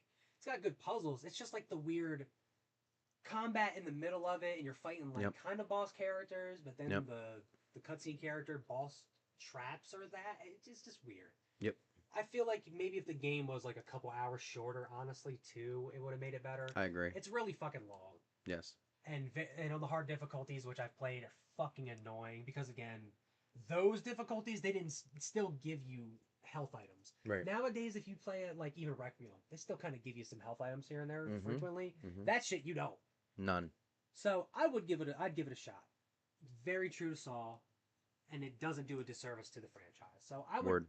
We usually do like a max price, and I even wrote it in my notes so I wouldn't forget. Yeah, go for it. So I would go with the price of. Oh, I gotta get the ending for the canon, by the way. I forgot. Mhm. $15. If they gave us like, oh my goodness, if they gave us I'll even take just a fresh coat of paint. Right. I would pay $15 to get like a 4K version of it. I'd go for the 100%. Yeah. I'd go for the 100%, 1,000%. 100%, 1,000%. Word. But I would definitely pay that much. I think it's worth it, and it gives a little bit of money to Saw because hopefully Saw 11 is fucking top tier. Aren't they making a new Saw game? I'm pretty sure.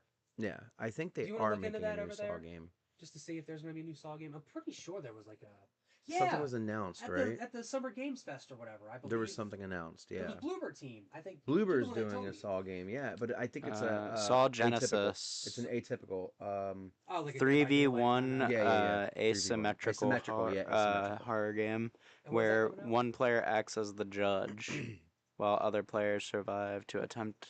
Okay, so it's like a Dead by Daylight. Yeah. Yeah.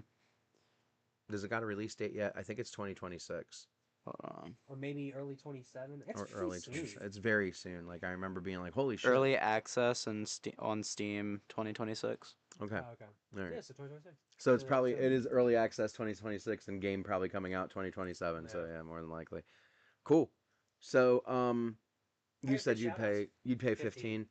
I think the max I would pay for it is like $5. Okay. So Fair. yeah. I mean like The if 5 it's- to 15 range. yeah, it's an.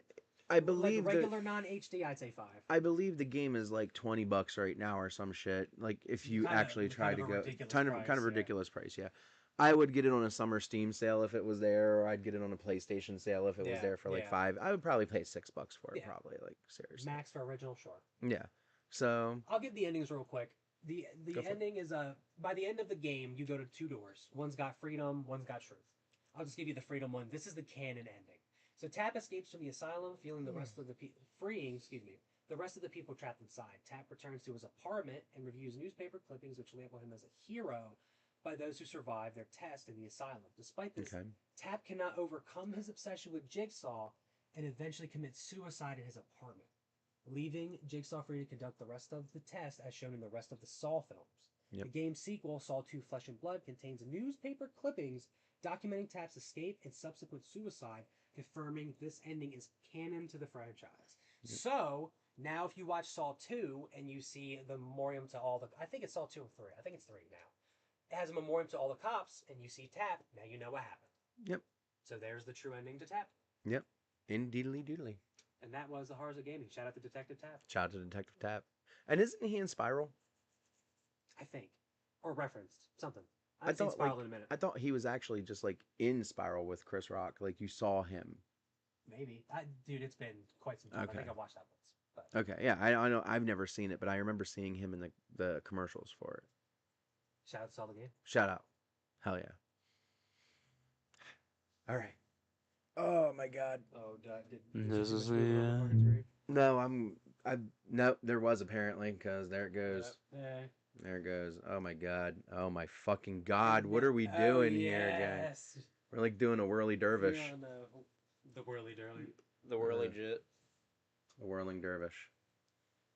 My Call Fox fucking- 5000 for the road. Balls.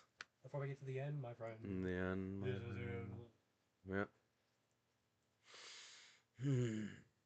So, for those following along right now, we do our end portion. It can get a little bit long sometimes, but Wrestling today. well, yeah, it's mostly just wrestling today.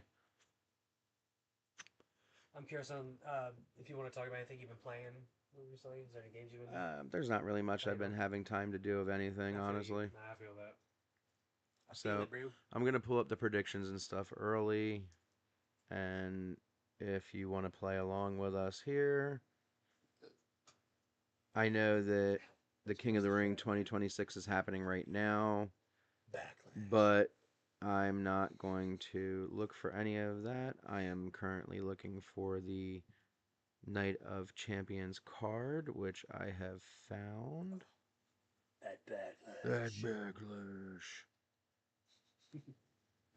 Oh shit! I just caused a tremor. Good lord! All right, so there's backlash. No, it's not backlash. We're not doing that. AEW Forbidden Door 2026. Yeah, dude, I can see it in your eyes. Shout out to WrestleMania 15, gang. Yep. Holy God, Forbidden Door got like It looks 20 like a lottery fucking ticket. matches. Jesus shit. If you match these wrestling matches, you get $500. No, man, I'm probably just gonna say, oh, I don't need to $500. use my phone. 1, 2, 3, 4, 5, 6, 7, 8, 9, 10 matches tomorrow. Jesus Christ. How many are Good tonight? lord. Tonight for WWE, it's like 6. Sheesh. So, yeah. That King of the Ring backlash. King of the SummerSlam. Backlash. King of SummerSlam backlash. King of Summer Backlash. All At right. Lashback.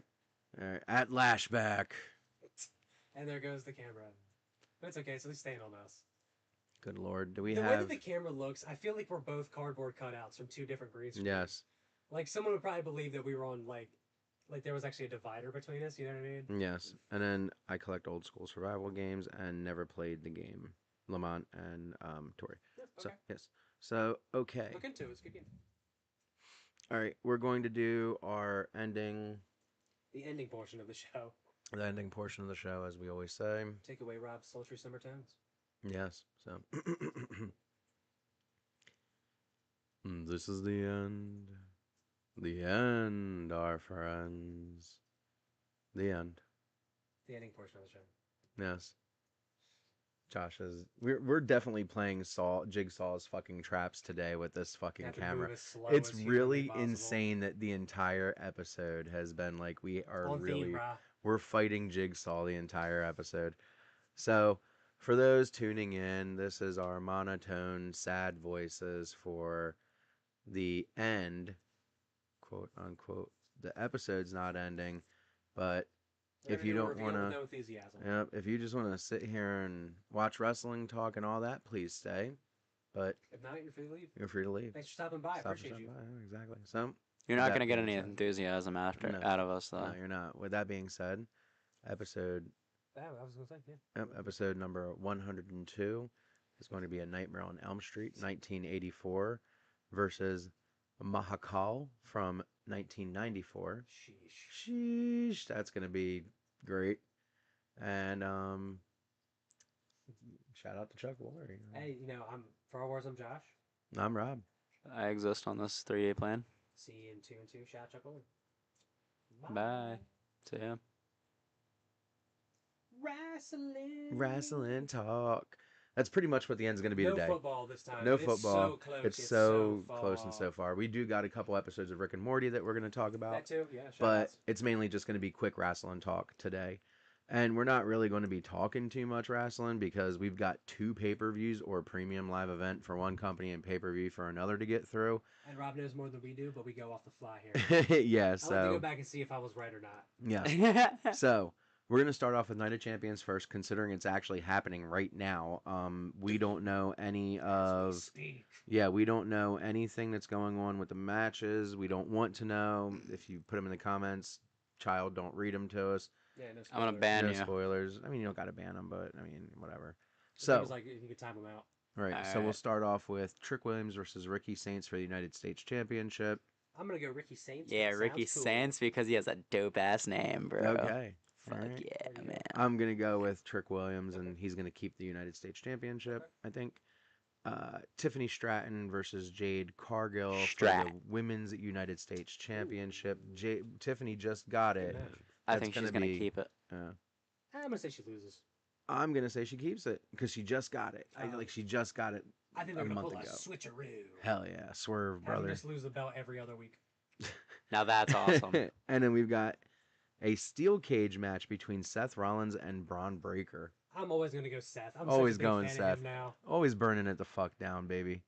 And for the Queen of the Ring finals, we have Liv Morgan versus Io Sky, which everybody's like, why the fuck is Liv Morgan in this when she's the women's champion and she's going after the WWE Women's Championship against Collect Rhea all the belts, Ripley? I guess. It makes sense for Io Sky to be the winner because she's going to go after Rhea Ripley for SummerSlam. Like, boom, come on, man. Like, yeah, definitely. I think Io Sky is going to win it. Child? Io Sky. All right.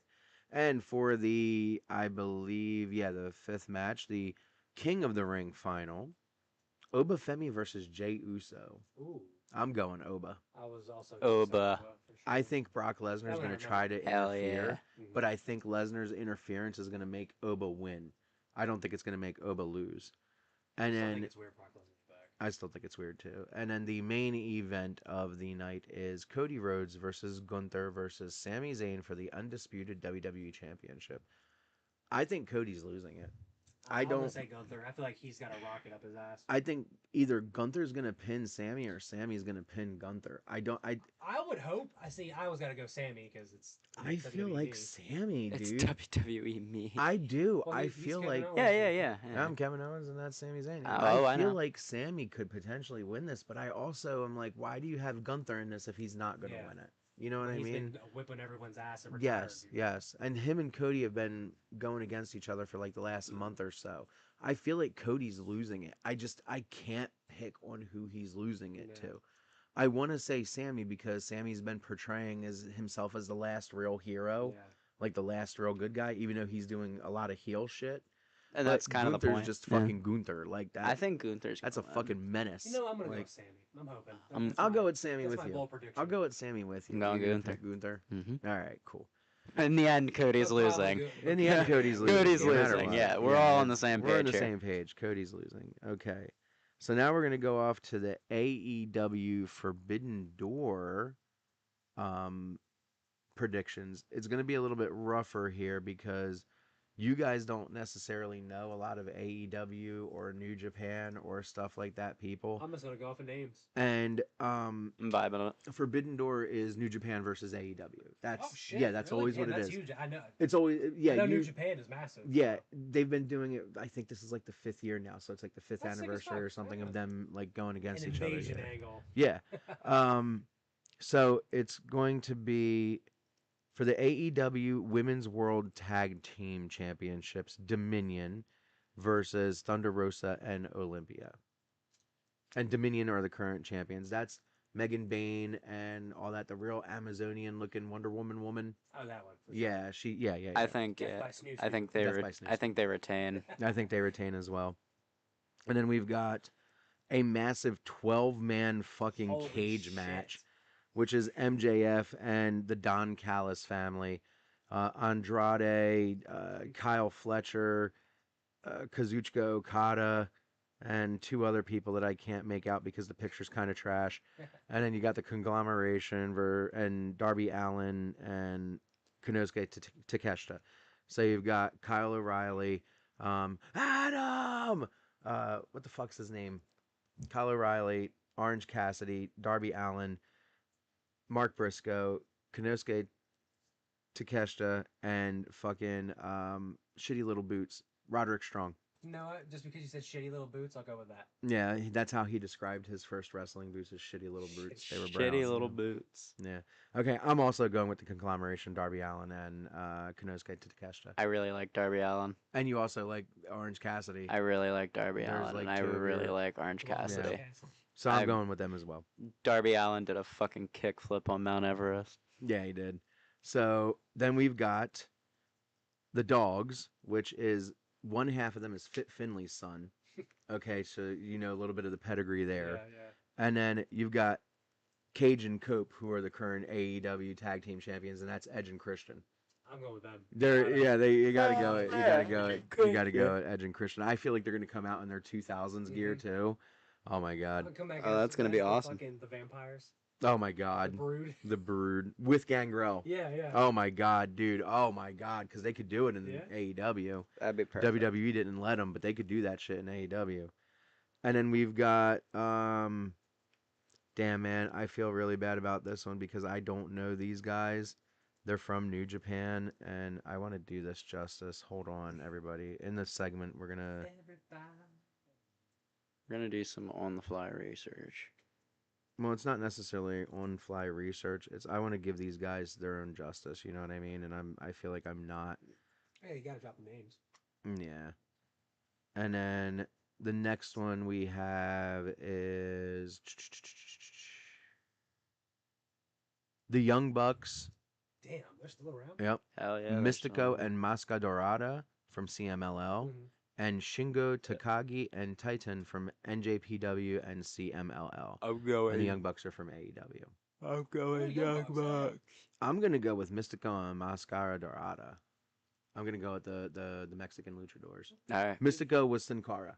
Oh, no shit. Yeah, Wow. yeah. Post knee explosion. Yeah. Did the Young Bucks still give the super kick party? Yeah, they do super kick party. Hell yeah. So then the next one we will do will be the AEW Continental Championship. John Moxley versus Bandito. Moxley is the current champion, and Bandito has been on a fucking tear the last few months. Isn't that Ambrose? Ambrose? Yeah, that's Moxley. Yeah. Oh, I'm just gonna go with him. I'm gonna go with the other one. I think he's losing. Just, And just smash him. yeah, just stop him right in his tracks. Just smash him right in his fucking dick. Beat the shit out of him. Oh, cool. This is a much better fucking picture collage here. We already did that one. We already did that one. We've already did that one. We'll go with one of my favorite New Japan stars, Shota Umino, against Pac. This is going to be an insane match. Pac is Neville from the WWE. He used to do all sorts of crazy shit. I'm gonna go Pop. But I'm going with Shota Umino. He looks cool. He looks like a Street Fighter character. I'm gonna go with that guy. Who? Him or him? Yeah, the dude on the left. That's Shota. Yeah, I was Okay. saying, got a sick look to him. Yes. Very cool. And we will now go with. Oh, this is also another match. It's in the buy-in. I was looking at another match earlier. The Dominion match and the Thunder Rosa and Olympia was in the AEW Forbidden Door buy-in, and now the next one is Sky Blue versus Micah. Sky Blue. I'm going with Sky Blue. I'm gonna go with Sky I'm Blue. gonna go with the one on the right. You're gonna go with Micah. Yeah. Sky Blue. All right. So there's the next one. And now we've got Thekla versus the Starlight The one Kid. on the right looks cool. The one on the right looks cool as hell. Starlight but it's for, Kid. but it's for the AEW Women's World Championship, and Thekla is like super fucking over with everybody. I personally am gonna go with Thekla in this one, but Starlight Kid looks like she is fucking dope as hell. I'm gonna go Starlight Yeah, I'm Kid. gonna go with one. Okay, you guys hold it down over there. I will 100% Yeah, for root sure. you on for sure. So now we're gonna go with the women's Owen, which is basically their Queen of the Ring, I guess you Okay. would say, and it's the Owen Hart Foundation Oh, no tournament. shit, okay. Yes, they do it for Owen Hart. That's cool. So it's Mercedes Moné versus Maya World. Now, a little bit of backstory on this one. Mercedes is just coming back. Okay. She is trying to keep her crown as the winner because she was last year's Owen winner. Yeah. Maya World just lost a family member. I think it was her brother. Okay. And she's got a lot of like real emotional pull behind her. So a lot of people are very torn on this one because you do have a returning Mercedes Moné, which is Sasha Banks for the WWE watchers. And then you do have this woman that's going through a real life personal tragedy that Tony Khan was like, yes, you can go into the Owen. You know what I mean? Yeah. Like, so I'm going to go with Maya World because I think the personal real life tragedy and the story that they're going to run with would be better personally. I think it'll happen too. Maybe they end in like a tie. Like there's no official winner. But she gets her moment to shine, just so like I guess they don't want to lose that. But I think I it's don't more know. going to go towards. I think it's going to be Maya For World sure. as well. Yeah. Even if not, I think. Yeah. For sure. Yeah, I 100% think it's going to be Maya World. Sorry to And hear that. yeah, it sucks. terrible. Absolutely. 100%. And then we've got two just absolutely fucking banging ass matches that are going to be taking place. And that's Kenny Omega versus Zack Sabre Jr., AEW, New Japan, all that. Like these Kenny guys. Omega, please. Yeah, Kenny Omega, please. I really want Kenny to win this Some of the one. coolest intros. Yes. I think Kenny and Zach are absolute fucking wonderful competitors, and I can't wait for this match tomorrow. Just like I can't wait for the men's Owen, which is the men's King of the Ring essentially. Swerve Strickland versus Will Ospreay. It's okay. Yeah. Will Ospreay. Swerve. But Swerve? no, Will, and maybe Will, honestly, because okay, here's the thing, right? The stipulation for this is whoever wins this gets a championship match at All In London, their biggest show of the year. It's their WrestleMania. Will Ospreay has been coming back from a neck injury. Went with the Death Riders to train, which is John Moxley's group. He's been featured very prominently on the show. His dream is to headline Wembley, which is where they're going for All In. And Swerve just came back to television. And he wants his championship back. So, again, it's another one of those like, holy shit, you've got some stuff going on. But I really think Ospreay is going to pull that one because they're the neck injury, you know? I'm going to stick with Swerve, bro. Okay, stick with Swerve. Swerve. You either or in this one. These two matches right here, Omega and Saber sounds like a versus fucking banger. Strickland and Ospreay, is going to be absolute fucking wonderful. Child, you said Ospreay? Mm-hmm. Word. Okay, and that is all of the matches from what we see here on the AEW site for Forbidden Door. There could be 3 more matches added before tomorrow. Maybe 20. There's been an AEW event where there's been 13 or 14 matches, and I'm not fucking kidding. Was it like a 10-hour? It went on until like 1 o'clock in the morning, bro. Yeah. It was insane. So, yeah. With that, we've got the couple episodes of Rick and Morty left. Oh yeah. And then do we? How many are we at? 6? Do we have 2 or do we have 1? I think we have 2. Oh no. Oh no. Such a good season. Dude, this season, holy shit. Can we be fucking real here right now? Every episode has been a fucking banger. Even the dog. What the dog doing? What the dog doing? Oh, and the dog was doing some bullshit. That dog was doing some real bullshit. Real bullshit. So episode number 1, 2, 3 was the last one we did. A Ricker runs through it, where Rick was on vacation mode. We did that one too. We did that one. Yep. Okay, so we only got Jer Bud then, which is the newest episode. Jer Bud. With the dog. What was it? The anxiety worms. Yeah, Jerry's eating anxiety worms. Yeah. Holy shit, Jerry's anxiety worms. What an episode. Dog, like eugenics kind of thing. Yeah, dude. Stuff. Every fucking thing that they touched on with this episode was crazy, and even when they don't like try to go for the personal character sad stuff, yeah, it's still pretty like fair. Yeah, it is. It is. They're right. It was a really good episode. Cannot wait for the Call next back to one. Season 1. Call back to season. Yeah. I think it's like episode 2. Fluffy. Whatever it was, but Yeah. it's like episode 2 was the original dog Yep. plot. Yep. Where are my testicles, Jerry? Where are my testicles, Jerry? Where are my testicles? The next episode is going to be called Head. Okay. Head. Rick and Morty is back, baby. Oh, okay, never mind. Oh, all certified bangers, no AI slop, just grade A organic slop made by real humans. Okay. That's fantastic. That was the ad for season 9. Organic slop. Organic slop. Fuck yeah, baby. But I'm sad that it'll be ending soon, though. yeah, because by the time we come back, we're gonna have. It's done, right? We're only gonna have episode 6 to talk about. No, we'll have 6 and 7 to talk about. 6, 7. 6, 7. 2 times this episode we've done it. Holy shit. So, I guess we're done officially. Football Hall of Fame game at the end of July. Let's and go. it's Panthers and Jaguars. I'll take it. Panthers are gonna win. Cat Bowl, baby. Oh yeah, Panthers. I'm rooting for the Panthers, baby. So, is that the end? I ain't got nothing else to say. Do you got anything else? Anybody else got anything else to say? Meh. Meh. All right.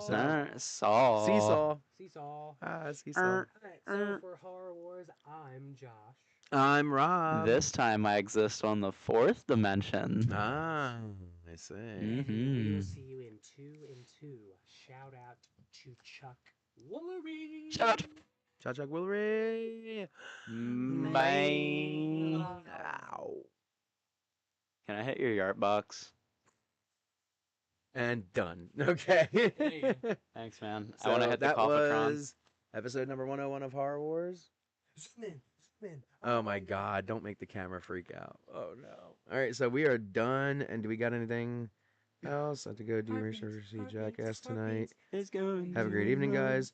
Okay, I have to go do some more research work before going to see Jackass tonight. Have a great night, guys. Never played the game. Yep, we did it. Everything is good. Success, Thanks everyone baby. stopping by and chatting with us. And That was a good fucking episode. That was a damn good That was a episode. damn We're good still episode, streaming. man. Yeah, we're still streaming. Yep.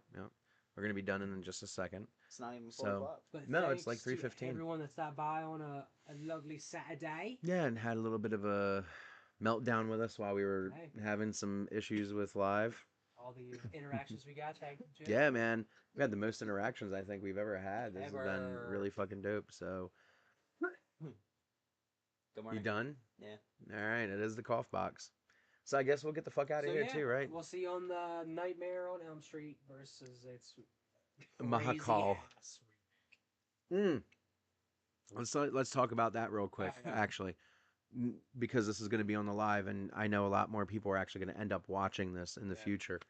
We might be back to y'all on Friday. I am going to get my schedule on Monday or tomorrow, and I will be able to say what's going to happen. But Josh has some things to do for the next episode. Either we're going to record it early and not do live for episode 102, or we're going to do live the next day for 102 on a Sunday, but it's really going to basically boil down to what my schedule is going to be for the week.